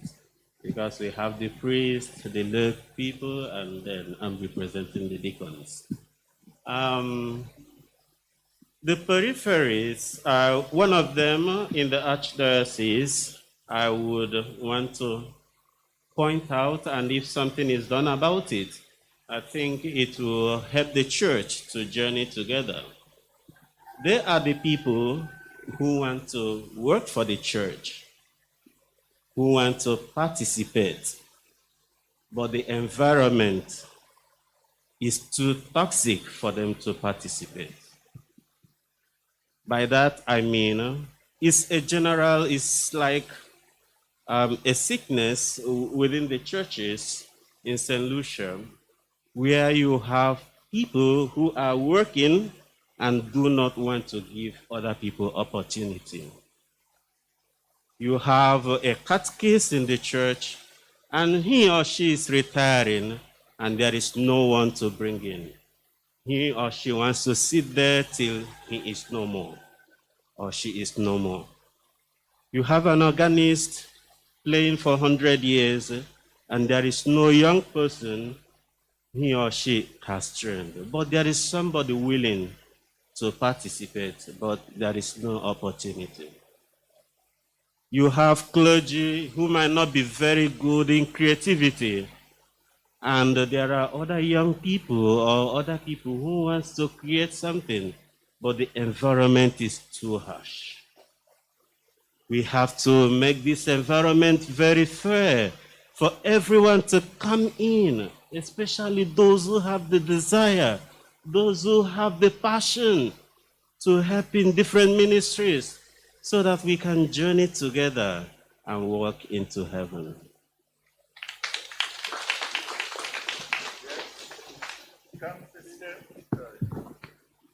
And then Sister Jessie, come.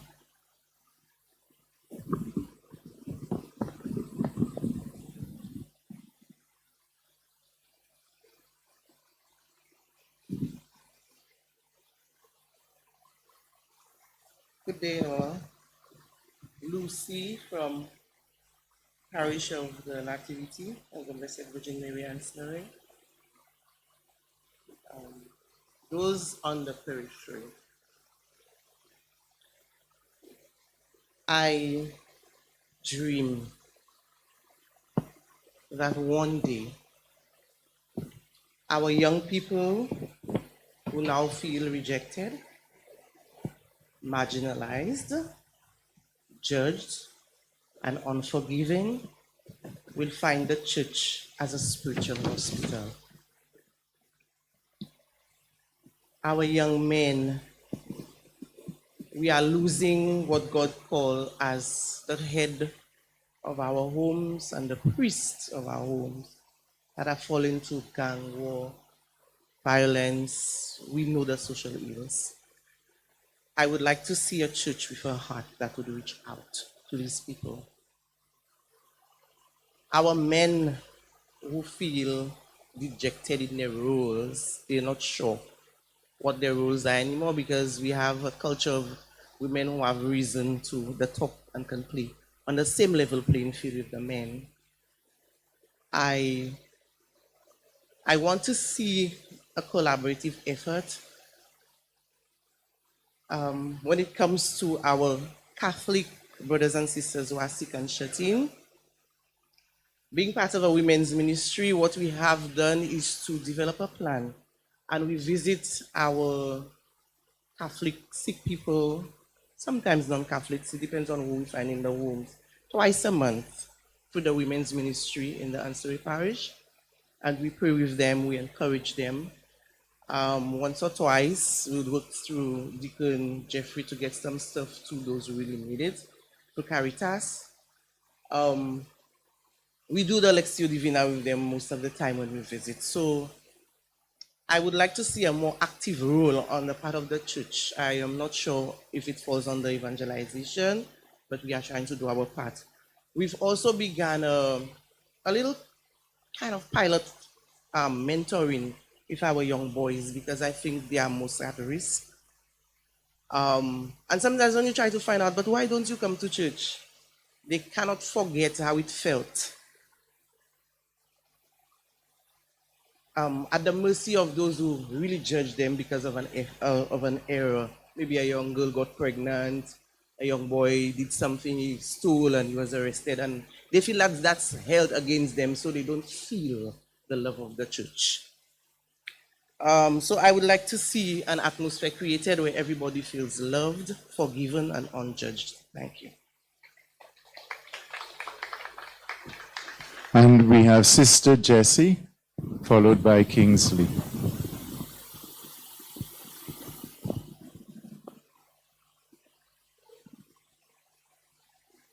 So good morning, everyone. What I want to say is that I would just like the church to help regain the facial Catholic identity of our Catholic schools and also the domestic church. Celebrate families, not only Mothers, Fathers Day, but let's not forget the church begins at home and the church comes from the home, meaning that if the homes are not practicing the Catholic identity from small, then that domestic church cannot come to the wider church. So I think we should work with families and really, really help them to regain that identity that we would like the church to look like. Thank you.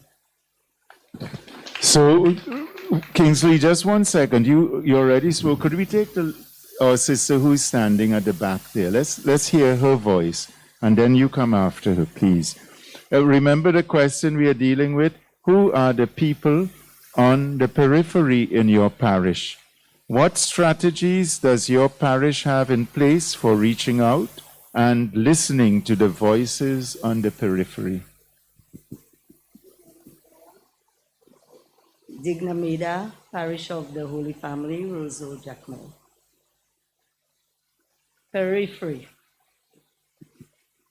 I think we need to start by taking responsibility for forcing people out on the periphery. As church, we need to begin with that. And if I may start with the youth and young people, even for those of us who are in church every day, and it still happens today, a mother comes to church with a young child or a baby, and that baby cries or that baby has difficulty settling down. We grumble, we suck our teeth, we give them the eye, and what do? they don't come back with the child, or they don't come back at all. So where does that young child grow up? In the home. Same thing happens with the young people. We make them feel, and going back to Lucy's point earlier, we make them feel unwelcome. We force them out into the periphery. And then we sit back and we say, oh, but the young people don't come to church. The parents are not taking their children to church. But it's because they don't feel welcome. So we force them out there. We force out persons who are not married. We force out persons who have a different kind of belief. And if they don't feel welcome enough to come, and I like the word embrace. If we don't embrace, it doesn't mean that we have to embrace what they do. But if they don't feel welcome enough, if we don't embrace them, then they will be out there on the periphery. And for us to be able to go back out there to bring them in, we have to take responsibility. We have to accept responsibility that it started with us as church, and not just to go back and to say to them, but why don't you come to church? You need to come back. You need to come back. What will we do differently if they were to come back? Thank you, Digna. Thank you. Come, Kingsley.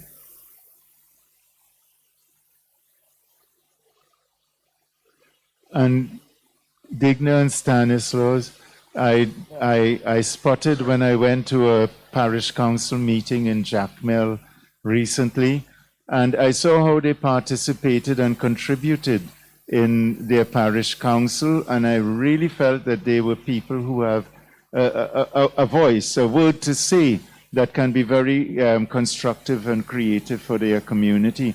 And I invited Deacon David to invite them especially to come to this meeting here today, apart from other representatives from the Jacmel Parish. Thank you for accepting the invitation. Yeah. Yes, Kingsley. I supposed to have introduced myself, I did not, When I taught religious education in the secondary schools, I introduced myself thus. My name is Raphael, because I was born on the 1st Austin of the Archangel Raphael, October 24th. That was before Vatican II. I was baptized Kingsley because the following Sunday in 1954 was Kingship of Christ the King. And my mother named me Christopher after the patron saint of travelers. I have been to hospital twice because of accidents. So I think St. Christopher was with me. I made my first communion on 27th of June, 1962. I made my confirmation in 1966. I got married on the 19th of December, 1992. And unlike Deacon Taylor, who have had 2 more sacraments, I'm yet to receive the other 2. So I introduced myself thus. So my name is Raphael Christopher Kingsley St. Hill. The question is, who are the people on the periphery in our parish? The people are those cradle Catholics, especially those who were baptized and made their first communion. Some may have received confirmation, who are now in our secondary schools. They forget the church. They don't remember the church. Nobody follows up with them in secondary schools, although all the educators here know that the only subject that is compulsory under our Education Act is religious education. No one is there to enforce it, to see that our children get the religious education, which is compulsory by law. Who are on the periphery? Who are on the periphery is the young lady who was pregnant. When I was an altar servant before people were talking about her, and Father John said, you tell me when there were more legitimate children than illegitimate children before. And I asked him, Father John, why you say that after Mass? He said, boy, Kingsley, you're a smart boy. Find out for yourself. I checked. In the street where I live, there were only 2 married people, my mother and my brother. All the others were illegitimate. So Father John is asking us, why are we chastising people for committing fornication and adultery? A child is not a sin. Sex is a sin, not the child. Father John taught me that from the age of 9 and 10. These are the people on periphery. Because they have a child, they make a child out of wedlock, we on their backs, so they stay out. Who on the periphery? Periphery are persons who are very good in the choir, who were very active once upon a time, but they got pregnant. They got friendly to a married man and he chastising them, so they stay out. And the worst thing for them is because they always study what other people saying. Sometimes there are true stories about them. Sometimes they think of what people are saying about them, so they stay out. That is not the Church of Christ. It is the Church of Christ, as Francis says, is a hospital for sinners. So those sinners out there will not come in because they got married to a married man or married woman, etc. They stay out, right? The homosexuals will not come in because of what people will say. Because the corrupt people, the white-collar criminals, come on Sundays and they give big money in the collection. We will not stopping them. Everybody must come. The church is for sinners. Christ did not come for the healthy. He came for the sinners. So our church must find those people who are there, especially the cradle Catholics, who are staying out because of what we say to them and what we do to them. These are the people on periphery, our cradle Catholics. And I always tell my Protestant brethren, for me the best day in my life as a Catholic Christian is Good Friday. We pray for everybody. We pray for the Jews, we pray for the atheists, we pray for all of them. All of them are on the periphery. And by our love, our uniform, our apron of love, they have to see us lifting them up so that the good news that is proclaimed to all the poor and that everybody must hear proclaim that Jesus Christ is Lord. Right? They are all of them. Thank you, Kingsley. We'll just take one more in this section, Father Setut, and then the Archbishop. No, I'm not. We are not stopping. What is happening is there's a funeral in Moripo, and the Archbishop has to leave. Elect has to go to that. He's going to that funeral. Is that your family? Yeah, it's his family. A family member has died, and he's here, so he's going to that funeral, and he wants to leave at noon. So we need to give him the escape route to go. And Father Sammy has to go as well, and a few others who are going to that funeral will also be leaving. So we'll just bring the bishop forward, let him do his words, say his words to us, his remarks, and then we will continue until 12:30. Yeah. Okay. Ignatius Setut, Assumption Soufre, Saint Philip and James from Saint Jacques. One of the groups, in my opinion, that I've found on the periphery in St. Lucia and in the Archdiocese is persons who suffer from specific mental health issues. And I think as a country on a whole, or as a society, we do not know how to handle those people. And I'm not blaming anybody, it's because we just don't know how. And those persons, as we know in our parishes, they come to the church, they come to the Mass, and sometimes they can disturb the proceedings. And generally speaking, we don't know how to handle them, so we categorize them as bad people, as disturbing people, as troublesome people. But I think we need to understand and to appraise and educate ourselves as how do we help those people suffering from different mental health care issues. I was saying at the clergy meeting this past Wednesday that since COVID struck us, there are lots of people, especially young men, who are suffering with suicide ideations. And a lot of these people do not know where to turn and what to do. Some of them have succeeded in committing the act. Some of them were close to the edge. But I think generally speaking, as a society, we need some help ourselves. We need some education and some kind of insight as to how do we help and journey with persons suffering with different mental health issues. Thank you very much, Father Setut. And Father Setut, you know, is a qualified psychotherapist, and he has done a lot of work for the church in that area. So we thank him for the ministry that he exercises as part of his priesthood. The unfolding of the synodal process at a local level must involve discernment, accessibility, cultural awareness, inclusion, partnership, respect, accurate synthesis, transparency, and fairness. So all these are things that are necessary for the synodal process. I now invite to the Archbishop-elect to give us his remarks on the stage we have reached so far, and then he can leave.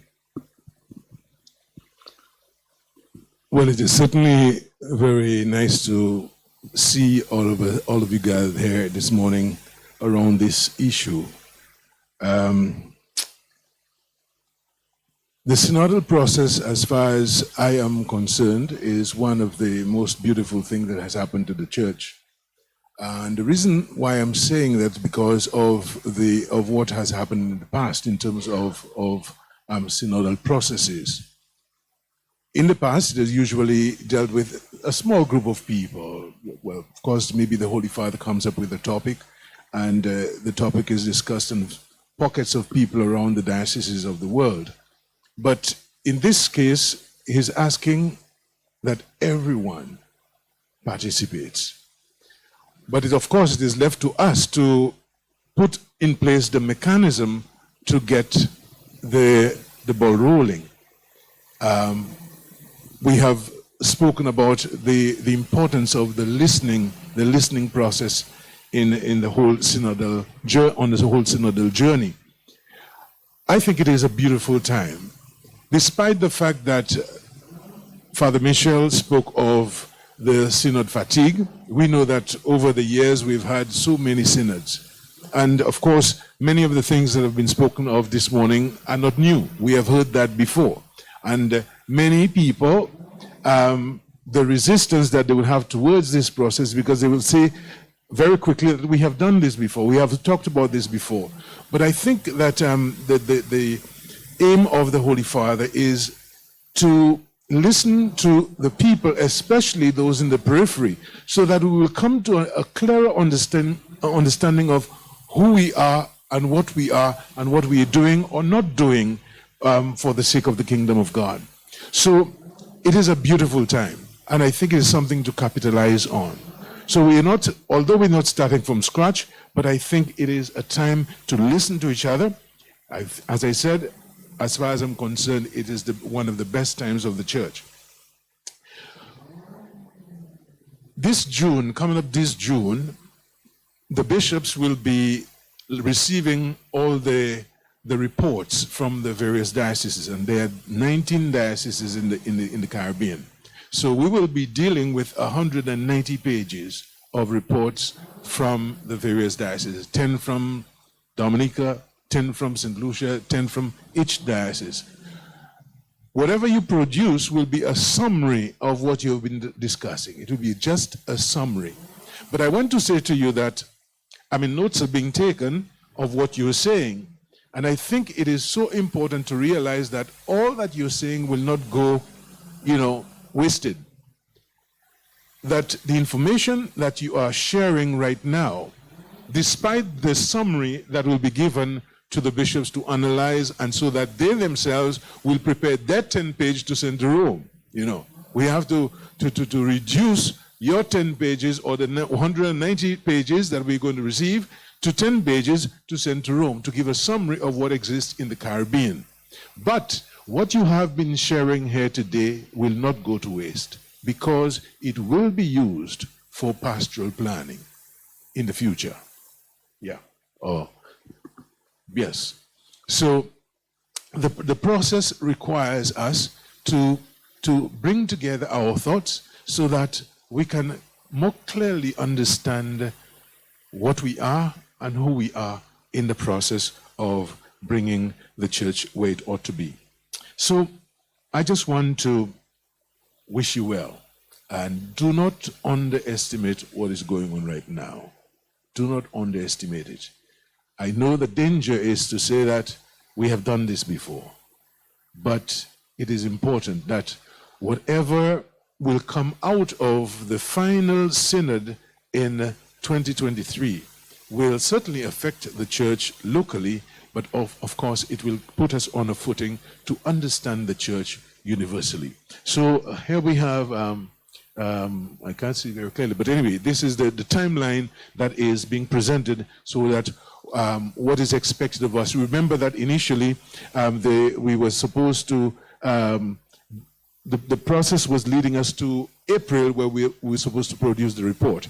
But the authorities or the planners realized that it was not enough time, so they gave us a little more time. So August is the time of presenting the final document. But in June, the bishops will be meeting in Antigua to bring together the summary of all the reports that we'll be receiving. So, as I said, do not underestimate what is going on right now.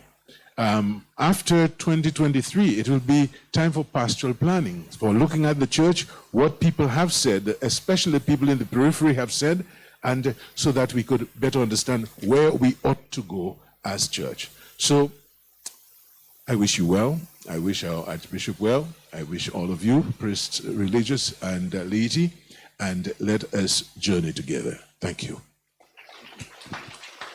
So we thank the Archbishop-elect Gabriel Malzer for joining us today, and he would have stayed on, but he has to attend to this funeral and to be there and with his family in their grief, and that is important too. So for those who are leaving for that funeral, Alifa says you just go into the dining room hall and collect your grab and go there, so you can have something along the way as you travel, especially if you're going straight to church.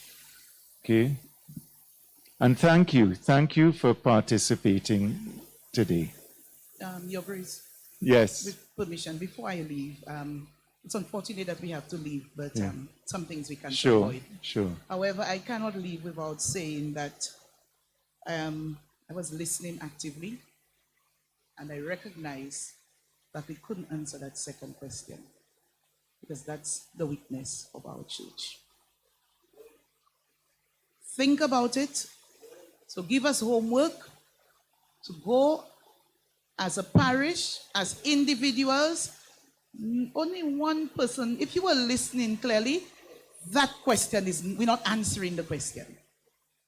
Because the truth is, we have turned in the other direction to the truth that is before us as church. That our young people are on the blocks, that our young Catholics are getting into trouble, that our young parents cannot parent, that our schools are falling apart, that our children have so many social issues that they can no longer focus on their education, and church, that's not important to them. That as church, we really need to get off the benches and do the one-on-one. Don't want to do group things with people you're not accustomed of greeting and interacting with. They're not going to receive you nicely. But start with that one person. Start with the group leader on the block. Start with the child that you taught a few years ago and they're on that block. And as church, let's be honest, we have not been out on the periphery dealing with our members who have fallen apart. And the truth is, Every Catholic who has had a traumatic experience and the church does not offer a hand of support is on the periphery. Every youth member who feels that church is not engaging because that church is not engaging, they don't understand church. Every young person or every Catholic who's not educated about the Catholic faith that is so beautiful is on the periphery. All the lukewarm Catholics that are sitting in church, coming in because we were raised as Catholics to come and sit in church, but they don't participate. All they do is criticize. They don't see anything positive. They are on the periphery. Our elderly Catholics who feel rejected by the church because we do not have the time. We're so busy. Don't ask me doing what. We don't have the time to go and visit them. They are sick. They are suffering. They're in the hospitals, and we don't visit them as Catholics. They are on the periphery. Because the truth is, if you were to go to a lot of those Catholics who have left, they'll tell you, when my husband died, the church did not come. They will tell you, when I was sick, I did not see the church. And it's sadder because the church is just the few leaders, unfortunately. So we need to train people to recognize that church is each and every one of us. The persons who are incarcerated, the persons who are confined to the homes, the persons, well, Father, I had it down, the persons with the mental issues, the children whom COVID has destroyed because the devil is strategic. When COVID hit, it was the children we kept at home. And these children don't understand church because the truth is, our teachers do not do anything Christian and religious with the people's children because everybody wants to prepare children for an examination, and that is the priority in schools. So let's be honest, Catholics. Let's ask for some time to go back and fix that problem in the church. And a lot of what we're discussing in terms of the dream, that dream is going to be fulfilled. It will no longer be a dream because if we answer that question properly, the church will become different. On that note, I want to wish all of us well. And when Father, when you spoke, I was one of those when Father Sami said about stuff like, but we're doing that all the time. It's the implementation we need. So I'm happy that Bishop Rivers and Bishop Miles have recognized there is need to implement because the material is there already. Let us be honest about what is happening. And of course, if we look at our response, I want the church, I'm begging that the church be a little more proactive. And when families are destroyed in the communities, because every child who dies in a shooting is somebody's child, and the parents are not always bad, the grandmothers are not always bad, and the church needs to come out and say, we sympathize with the families who are in mourning because we feel your pain, and encourage the community not to judge as we have been judges, has been said repeatedly, but to reach out and just rub somebody's shoulders and say, I understand. And of course, I'm begging, please open the doors of the churches. We have closed the doors of the churches because of faith. We need to now put things in place so that, listen, on a Wednesday, there is doctor's visit in Monrepo. And what used to happen, you see people who never enter the church on a Sunday, while they are waiting to see the doctor, they would go and kneel in front of the Blessed Sacrament and pray. There are people, when they come in from work, they would run inside of the church and pray because they are overwhelmed and they can't trust somebody as yet. But our doors are closed. And when they go home, the television is a distraction. The phones are distractions. God is not the priority for a lot of persons. Let's open the doors of the church, put security in place if we have to, and give Catholics a chance to remember that when you are overwhelmed, put your knees down in front of that Blessed Sacrament. And we have all the images around. Blessed Mary is there. Infant Jesus of Prague is there. All the statues are in the churches. It's a powerhouse for prayer. But our doors are closed immediately after the service. Thank you, Sister, don't go. Father is waiting. Let him wait. I want you to sing with me. Sing this verse with me. We are called. Just yes. You sing it with me. We are called. We are called. Yes, we are called No, you have that sheet. I want you to take it to your parish and make it a parish song. But I just want to give you a little quote to take with you as you leave. And it's number 4:1 in the Vademecum, Mache Epimwe. We must personally reach out to the peripheries, to those who have left the church, to those who really or never practice their faith, to those who experience poverty or marginalization, refugees, the excluded, the voiceless, and all those we have run from the church. And Pope Francis said something the other day. He said, we look at Revelation chapter 3 and Jesus knocking on the door, and he says, let me in. And if you let me in, I'll come and have a meal with you. And we think that we have to open the door to let Jesus in. But he said Jesus is also pleading with us from inside and trying to knock down the door to tell us, open the door and let him out, because we are squeezing him inside. And we are not freeing him up to do the work that has to be done. So go and free up Jesus and let him do the work down in Moripo. I'll see you on the 25th. Okay, God bless you. Yes, good. Yeah. Okay, Jeff DeVoe is coming. And we are on the periphery, okay? Yeah. Good morning to all, Jeff. Good afternoon. Yes, okay. Jeff DeVoe, my name, St. Benedict's Parish, on the periphery. I'm going to go back to number 1 very quickly. My dream is that we bring people closer to Jesus Christ, and we do it through the Blessed Sacrament, which is what this lady was talking about just now. I'll move on. The periphery, part of the periphery has to do with prisons, obviously, but it also has to do with St. Mary's College. I remember one of my encounters down at Borderley was, the guy came up to me, he says, you Matthew and Daniel's father? I said, yes. I said, how do you know them? He said, I was in class with them. So here are my kids moving ahead in life. Here's this kid in Borderley. What's the problem? The problem is that at St. Mary's College, they're not getting the education they need as a Catholic individual. It's been said here many times by many people in different ways, but we have to focus on getting one. I exclude St. Joseph's Convent. I assume that's a Catholic school. But St. Mary's College needs to be the Catholic school, or if it's not going to be, pick another one. We need one seriously Catholic school that teaches doctrine and proper education, and men how to fight, and men how to handle jobs, men how to handle women, men how to love. This is what we need in St. Lucia. It has been abandoned. We have it's rudderless.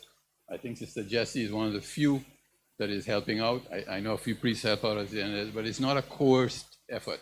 And don't say that government is in charge of schools. Yes, they're in charge, but they've given us leeway to do what we want. We've abdicated that responsibility, and we need to get back to it.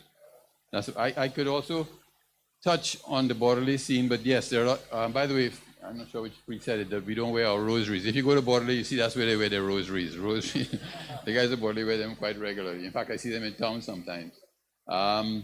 And we need volunteers down there from the Catholic Church. There are a few people from other faith-based organizations that go, but by and large, they don't have people coming down, and it's very difficult. I know COVID has been a problem right now. In the last 2 years, it's very interesting, this parallel. COVID has kept the faith-based people away by policies that decided that they don't want people coming down. We can understand that. In the last 2 years, there's also been, in the history of Borderley, the worst 2 years in terms of stabbings, killings, and everything else going on. The secular press don't see that attachment. I certainly see it. Where you don't have God, you're going to have the evil one. It's quite clear.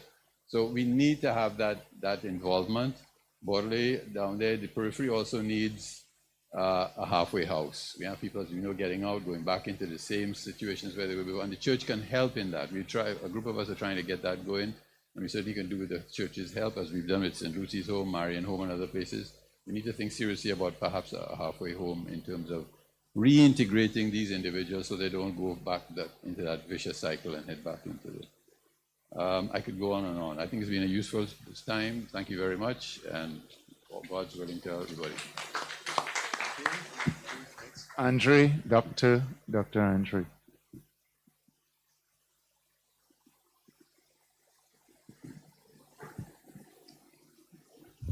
Good morning, everybody.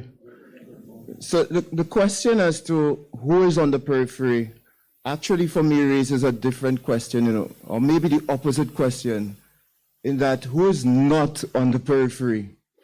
My experience with people in the church makes me believe that there are parishioners who are on the periphery or feel that way, that there are religious who are on the periphery or feel that way, that there are priests who may be on the periphery or feel that way. And I'm seated there and I'm saying to myself, I wonder if there are not bishops who may be feeling that same way at times. I mean, for me, it's a serious question, because when I experience a church, what I'm seeing is that the church is very demanding. As parishioners, as laity, we tend to be very demanding of our church. But I'm not finding a similar support for the priests, for the religious. I mean, I go to church on Sundays, and it's a regular theme that you hear the collection, you hear the amount, and you say, well, how are the priests making do with what they have? I mean, are we sure that we are giving enough to our church for us to come forward and passionately be asking of our church X and Y and Z and A and B and C? I'm really not sure. I mean, I feel like we need to stop, and as individuals, we need to look at ourselves and ask ourselves whether we are not part, every single one of us, of the problem. I mean, I'm saying that, and I could say to myself that I wish I had more time to do more, because I think there are ways that I can contribute more. And maybe I need to reschedule, reorganize, so that even as a physician, I don't say, well, I'm busy. I think it's easy sometimes for us to say that. But if this is the work that matters most, if eternity is what we are all working towards, then should we not make sure that our contribution to the collection and our contribution to church is sufficient for us afterwards to approach a mic and make demands and make requests and make our expectations heard? I really think we need to reflect on that. If I could just share my vision or my dream, as it's called, for the church, just in summary, I hope we can work to become a church which is full of joy, a church which is strong, and a church which is courageous. Full of joy, not on superficiality, but on the fact that we believe in a risen God. We believe in somebody who actually walked the planet in the flesh, who died and resurrected and ascended, and that testimony was so strong that it caused the 12 people who saw and experienced that to leave what they were doing, face death, right, and still promote or push that experience. They faced death, and most of them died actually, telling the rest of the world that we saw and we did experience, we are witnesses to this, that somebody walked this planet, died, resurrected, and ascended. I believe that we should be joyful of the fact that God, through Christ, has already won the victory for us, and that he is only waiting on us to join that victory in heaven. And as Revelation says, there will be a big feast, a marital feast. I believe that we should be strong in our faith as Catholics because we have a Bible that is complete. And I hope that we will become strong in our knowledge of the Bible, because I think as individuals, again, we probably need to study more. I don't think as Catholics we spend enough time with the Bible outside of what we're told by our priests. And then I believe that in the end, sorry, I'm just getting mixed up. In the end, we need to be courageous as Catholics, because the reality that our country and our people face is dire. I can talk from the perspective of a physician and say that self-destruction, hopelessness, is real. And what people are facing in our country is not something that we should take lightly. And it's not just the poor, It's not the marginalized, as we like to refer to them. It includes persons who are professionals, persons who are so-called wealthy, persons who we think should be okay are not okay.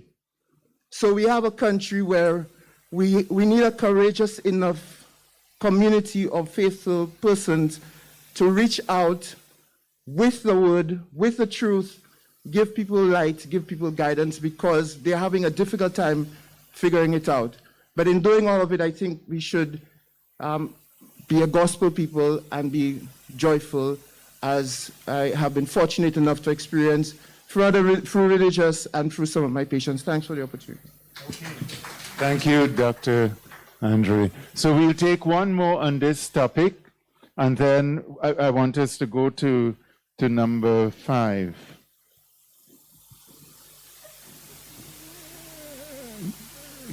Sorry, I'm from the Brazilian what Parish. you were doing? No, we want to know now your plans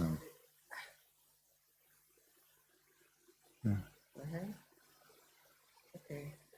The other part of I think we have explored a lot on who is on the periphery, and the other part of the question is what also I want to just share a little in terms of the strategy that your parish, can actually implement, to listen and maybe to make a difference.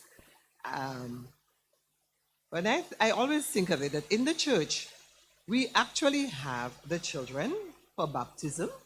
We have the parents that we insist on, that they come for baptism. We have also the first communion. We have them for, confirmation as well. We have the adults that are coming to be married. And what are we doing? I mean, they're all there. They from the time they were, from the cradle to the grave, they are all there. Is it that we need to really look at the catechesis?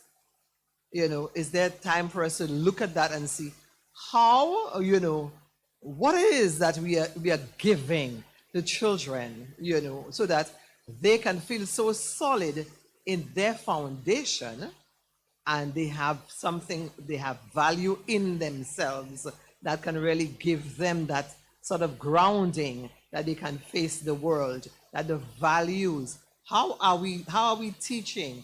What it is that, how are we modeling for them as well? How are we keeping in touch? So like the married couples that come and they do some sessions with us and they are gone. I have been involved in married sessions and so on. People can say, well, these are excellent sessions. But what do we have in place to really follow up and follow through? I think these are some of the things that we can begin to look at in terms of how we continue to engage with these persons who were there, and actively there, and are they just coming in just to be able to fill the form, tick, and to say, well, I was in church and we ticked the form for the children. I think we need to begin to rethink, relook at how we engage all of these persons, these children and these adults, in a different way. Let's begin to look at it different. So I think this is something as parishes that we can begin to look at. Thank you. Were you trying to come? You have been there a long time now. Sorry.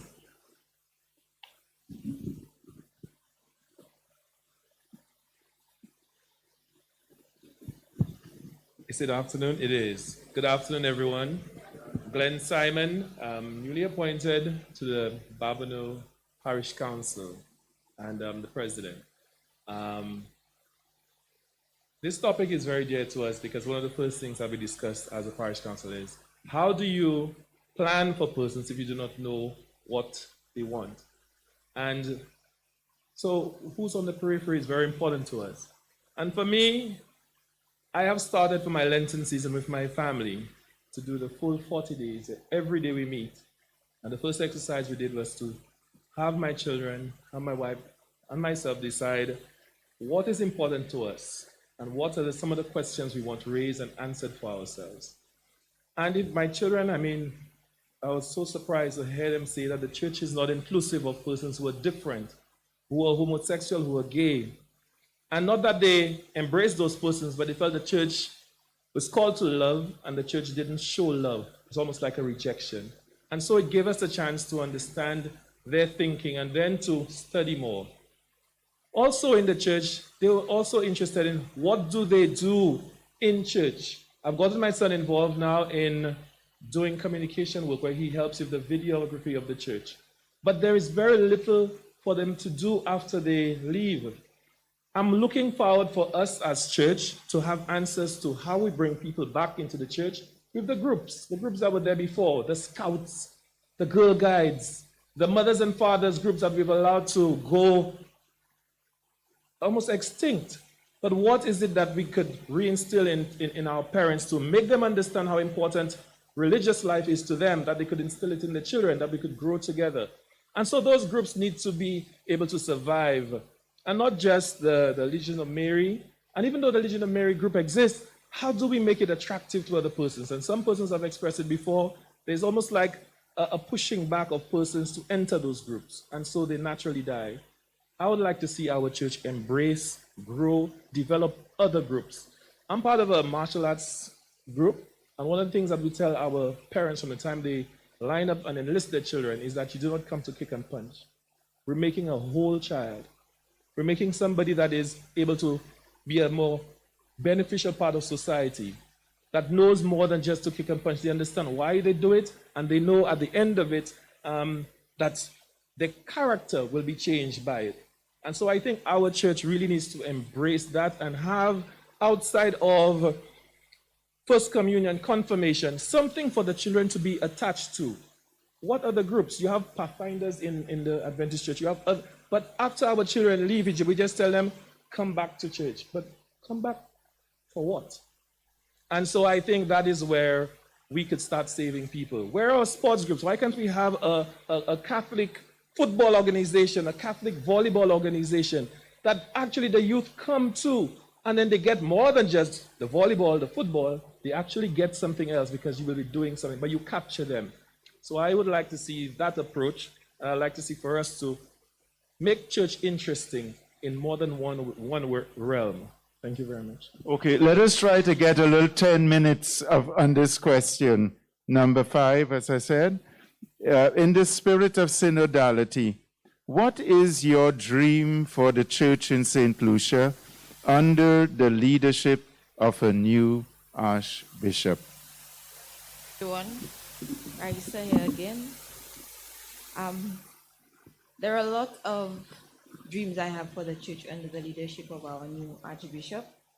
The first is a church that connects faith to citizenship so that we are not a part of the society, but at the same time separate from the social issues and unafraid to talk about the real challenges that people face on a daily basis. So right now, a lot of people are fearful. You have young people who are already in the church, who are scared of starting families, who are scared to really understand what their vocation or calling is outside of a relationship. But we're not having these conversations as to how do I walk with you in understanding God's call, God's purpose for you, and that you are still welcome and that you have a place in the church. As a single person, as somebody perhaps who desires married life, how can I walk with you on that journey? In careers, you are a teacher, you are a nurse, but what does it mean to be a teacher and a nurse who is Catholic? Or a lawyer who is Catholic? How does that now translate to your kind of citizenship and message to the rest of the society? Because far too often, our discussion about vocation life, it's important to talk about it in terms of priests and nuns, but we need them to be Catholic in their schools, to be Catholic at the gas station, to be honest, so that these values permeate all aspects of our society. I would like to see a church in St. Lucia under the leadership of a new Archbishop, which looks at persons who have already started the work and gives them agency to be leaders as well. In the question I asked about what are you doing and what can be done, while it was important for us to highlight the areas where we are failing, there are opportunities for us too to look at, for example, where we have the absence of youth, the areas where youth are thriving. Why don't we ask the youth to help us find a solution, because sometimes we want to speak for people rather than letting them speak for themselves. So in our parish, we've had challenges with young people because VA4 is a very dynamic town. It is large. Laurentius is not the same as Demon, which is not the same as Grace. But for some reason, there is a spirit of vitality in Grace among the youth. And rather than us trying to create the solution on our own, if Grace has done something where we have to ask the Grace young people to help us lead, and we have to do more of that. And even within St. Lucia, if a particular parish has modeled something that is beautiful and we can learn from them, we must be able to say, well, I have these skills and talents. This is how I want you to be able to use it to better build, rather than starting from scratch, so that our entire church in St. Lucia can do better. And some others a chance to the say last something. one was accountability. Yeah. If we want to see accountability in the rest of our society, we as a church must be able to come back to say, this is what we've done, this is where we have erred, and this is where we have corrected ourselves. So that's what I want to see. Yeah. Thank you. And Father Obioma, you will come, and then you can come. Sorry. Father Charles. Father Charles from Cathedral.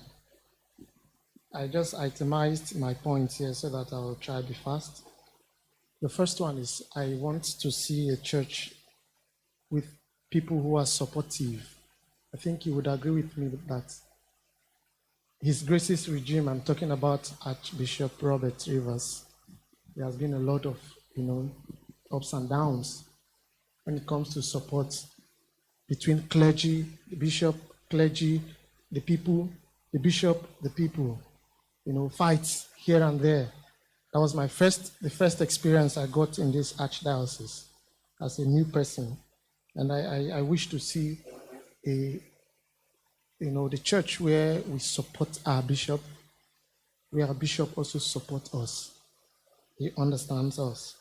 The second is a vibrant church. Our church is not really vibrant enough. It is not. A lot of things will happen in other places and we'll be getting it as the last people, as if we are living inside a hole, something. So we must sit up. And this is basically on the side of the clergy, I must say it. So we must have, I'm looking forward to having a vibrant church. And I don't know what hope do we have, or what do we do for those in prison? I know this is a different environment entirely. I remember back then at home, I was appointed to a prison and I was celebrating Mass for them every Sunday. We may not have Mass every Sunday for them, but what do we do for them? Have we forgotten them, or we just celebrate something for them once a while? There are Catholics there who need, our attention. So we must look into that. A church with a voice. Our church has lost the voice. I don't know how the voice was before, but I think she has lost her voice. The COVID taught me a lot of things. And most times you hear a lot of priests saying, we are not alone in this. Like we must assume our position. The Catholic Church is not a child's play. It's one of the strongest institutions in the world.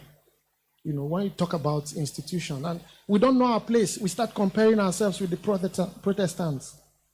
We are not alone in this. These people too have. I'm not saying we should, strive to be treated with some kind of sentiment, but we must know our place. We have lost it. And that is why we cannot say anything about politics. We are so afraid. And you say, who gave you the right to delve into politics? Our bishop, our priest are afraid to say something about politics. We can't say anything when we know that something is going wrong, because we don't want people to say we have delved into politics. As a priest, we are prophets. We are preachers. We must learn to stand for the truth, no matter what it takes. I want us to, I suggested this thing before to the clergy and especially to the Archbishop. We must learn to give chaplaincy. Chaplains. The youth need a chaplain. The schools need chaplain. When we don't have priests put in these strategic places, we can only just be talking and nothing will happen. So I think if the new bishop comes and brings some of these things in place, I'll be happy. I may be wrong in the way I'm thinking, but I think we need chaplain in this. If we have youth, the diocesan or archdiocesan youth chaplain, you will see that the youth are coordinated. If we have a chaplain for schools, we'll see that this person is in charge of schools. We can't, they said there's one adage in Africa that a goat that is fed by several persons always go hungry. So we must have people attached to these people, and that is only when we can grow well. Thank you. It seems as though you were just waiting to get to that mic. That's what the open mic is about. I just want to mention that I have, in my discussions with the bishop-elect, I have recommended that there will be added vicars.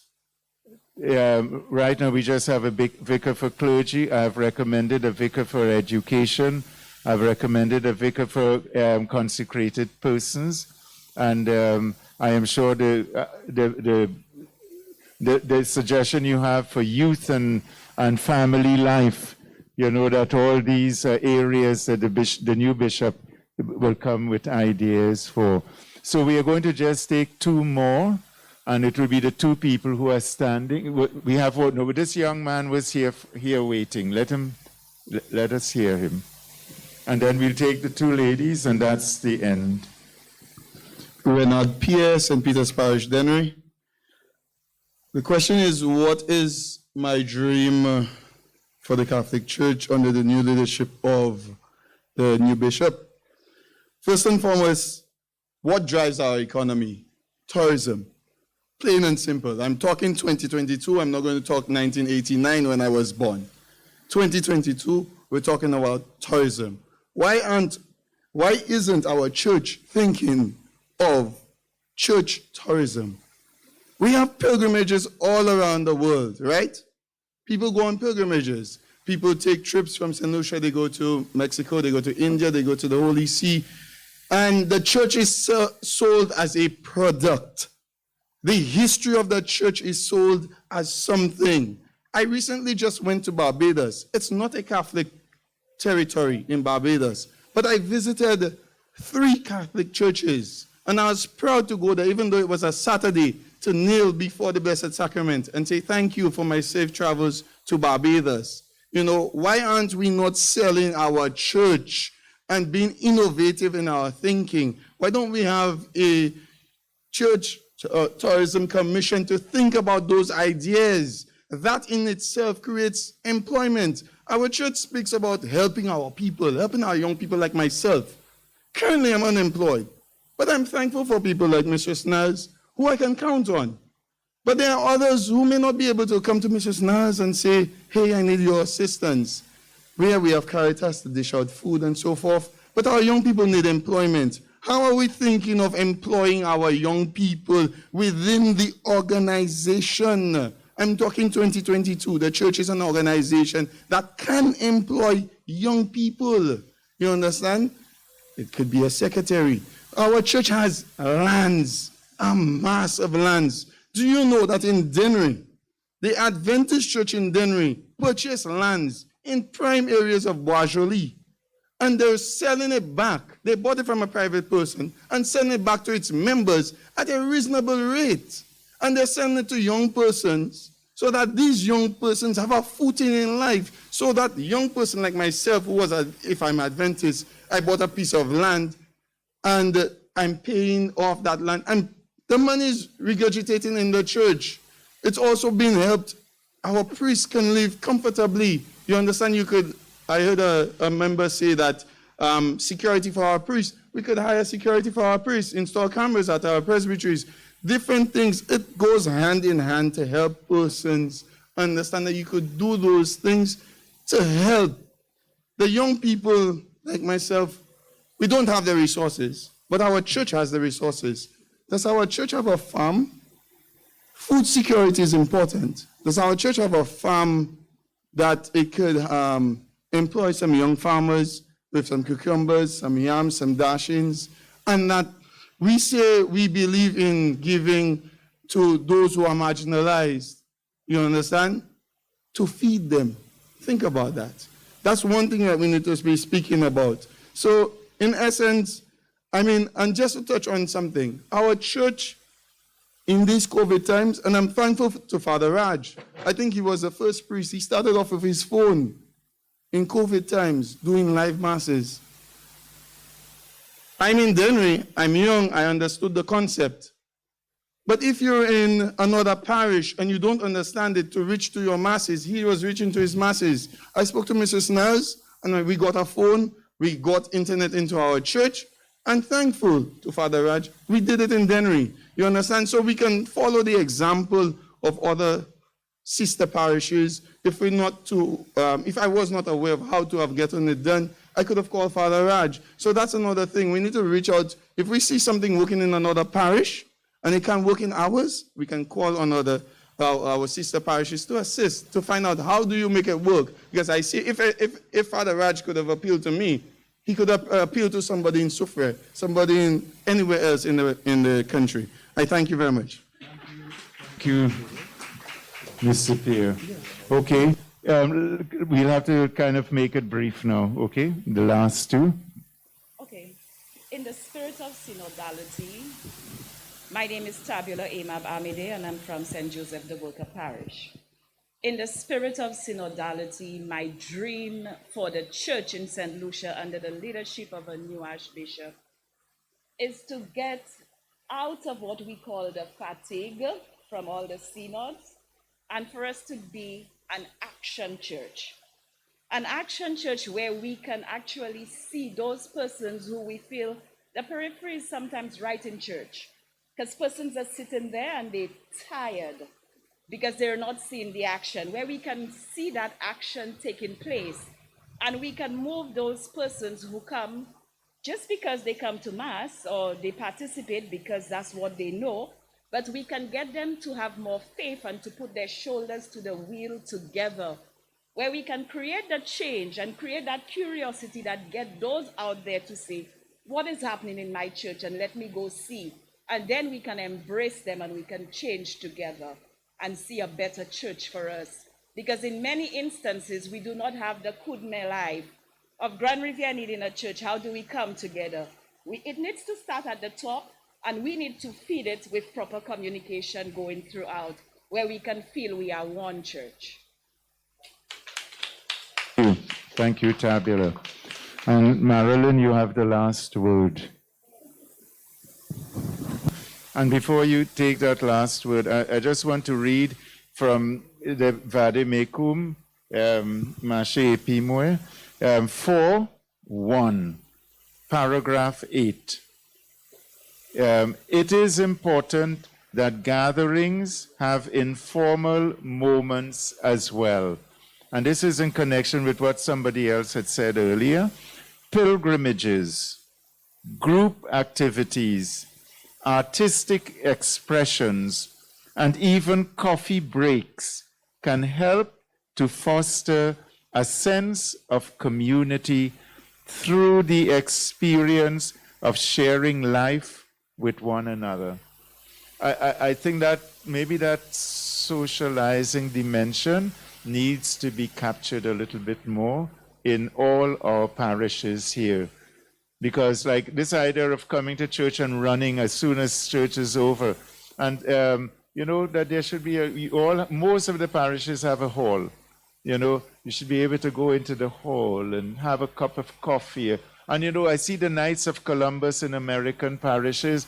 They just say, put your free will contribution in a cup there. You know, they don't charge, but they say, make a contribution. And people go in and they sit down with their families, they meet other families, and they have their coffee and their donuts and different things. Why could we not have a little bit more of things like that? Marilyn? To your grace, the first thing I would like to see our new Archbishop do is to encourage our priests and our deacons to learn the Creole language, whether you're St. Lucian or non-St. Lucian, to be able to say not a word, but to touch the people's hearts in their language. That is one. Two, the delegation of responsibilities. There are too many lay people who are qualified with resources in the parishes that are not being used to be able to give life and more life to the parish.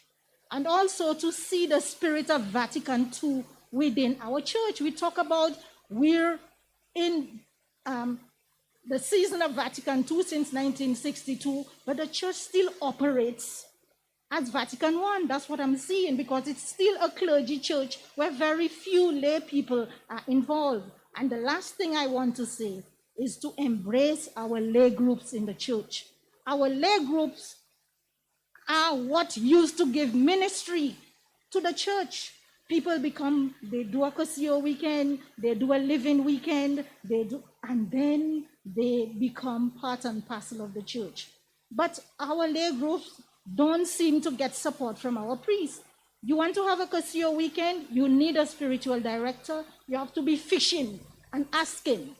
You have another weekend for young people, you have to be fishing and asking for spiritual director. What is happening to our deacons and our priests? I would like our new bishop to address this. Thank you. Thank you very much, Marilyn. Okay. Yeah.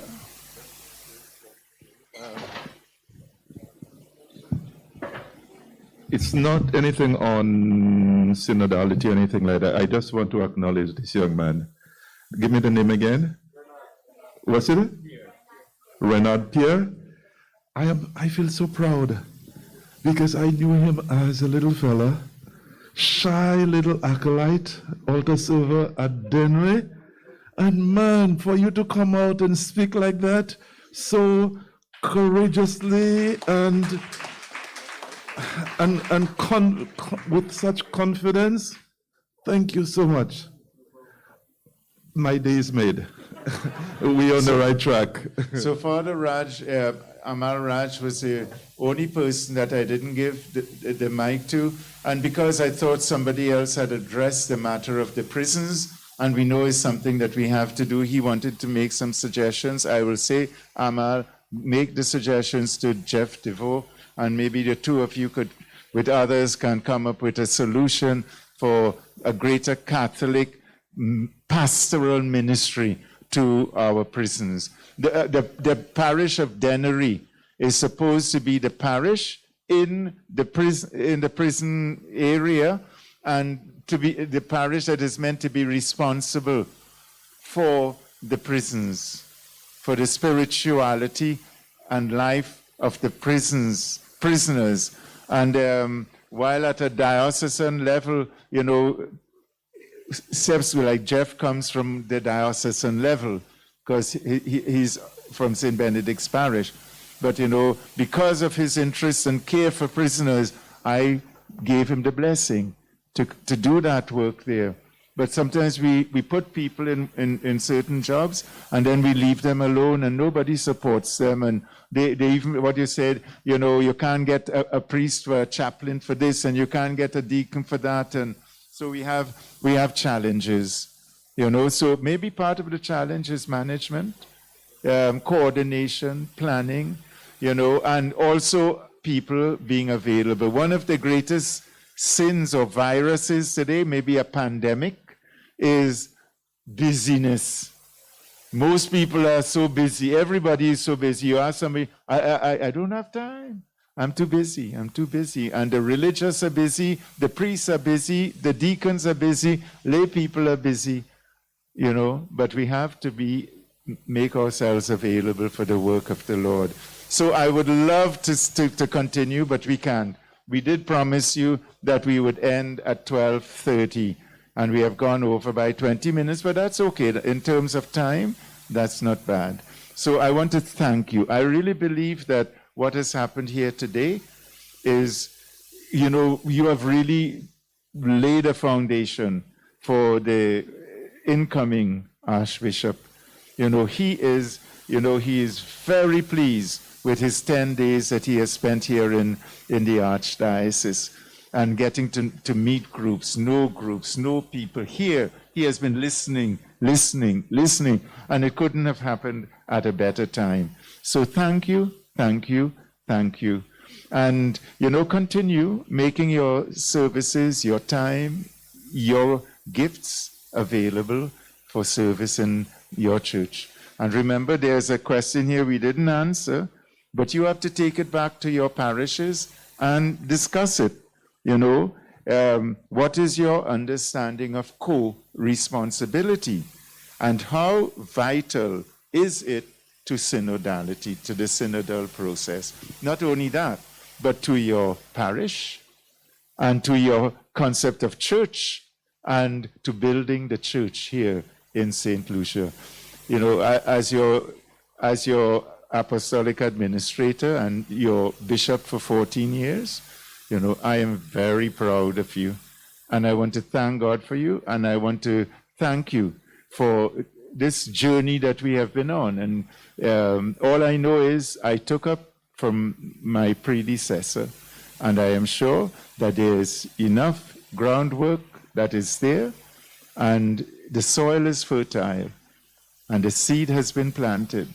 And the new bishop is not coming to start from scratch, because what happened here today is a clear indication of where you stand with your church, your commitment, your love, and your willingness to give yourself and your service. I'm so proud of Glenn, taking 40 days with his family and making that journey. These are the kind of examples we need to hear so that they can encourage other families in doing similar things.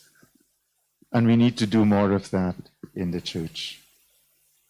We are called to be a holy people. We are called to love one another. We are called. Yes, we are called. Let's stand. We are called. We are called. Yes, we are called. Yes, we are called. Yes, we are called. Yes, we are called. So thank you, Monsignor Michel. Thank you, Deacon David. Thank you, all of you who made presentations, the parishes, Laborie, Denery. Thank you. Those who served at the desk registering, thank you. And when you're going out, grab your takeaway in the hall over there, the dining hall, and get home safely. And remember, this is your mountaintop weekend in Lent. Climb the mountain and listen as God wants you to listen. God love you all. And this is my last such session with you as your Archbishop. God bless you.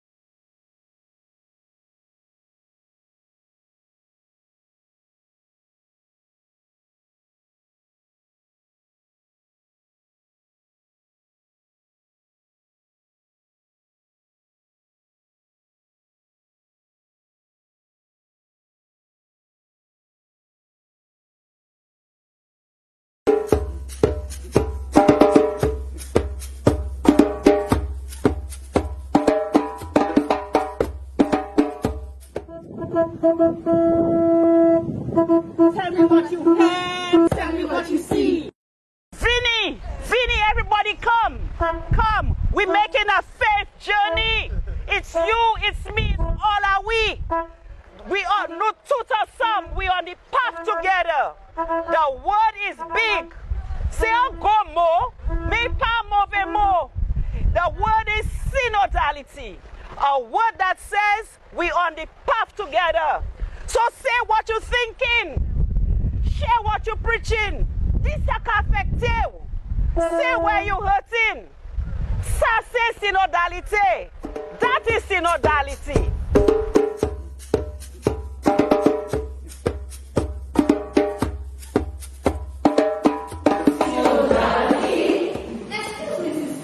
What is synodality? Synodality is sharing your gifts as we journey together. We, the body of Christ, in communion with each other. That is synodality. Synodality is faith, is hope, is love. It's the Father, the Son, and Spirit in one, nourishing you and nourishing me. That is synodality. Tell me what you heard, tell me what you see, tell me what you feel on the road to synodality. The mission. It's a big word. It's for you, it's for me, it's for all of we. That is synodality. Synodality is mashing up the tripod, turning things upside down, starting from the bottom and moving to the top. That is synodality. Let's hear your voice. It's not only Pope, it's not only priest. Tell the bishop, it's all are we. That is synodality. Sase, synodality. Tell me what you heard, tell me what you see, tell me what you feel on the road to synodality. The mission is clear, in communion and there. To witness the love, to witness the truth, on common ground. Yes, we are. Get on the road, you people of God.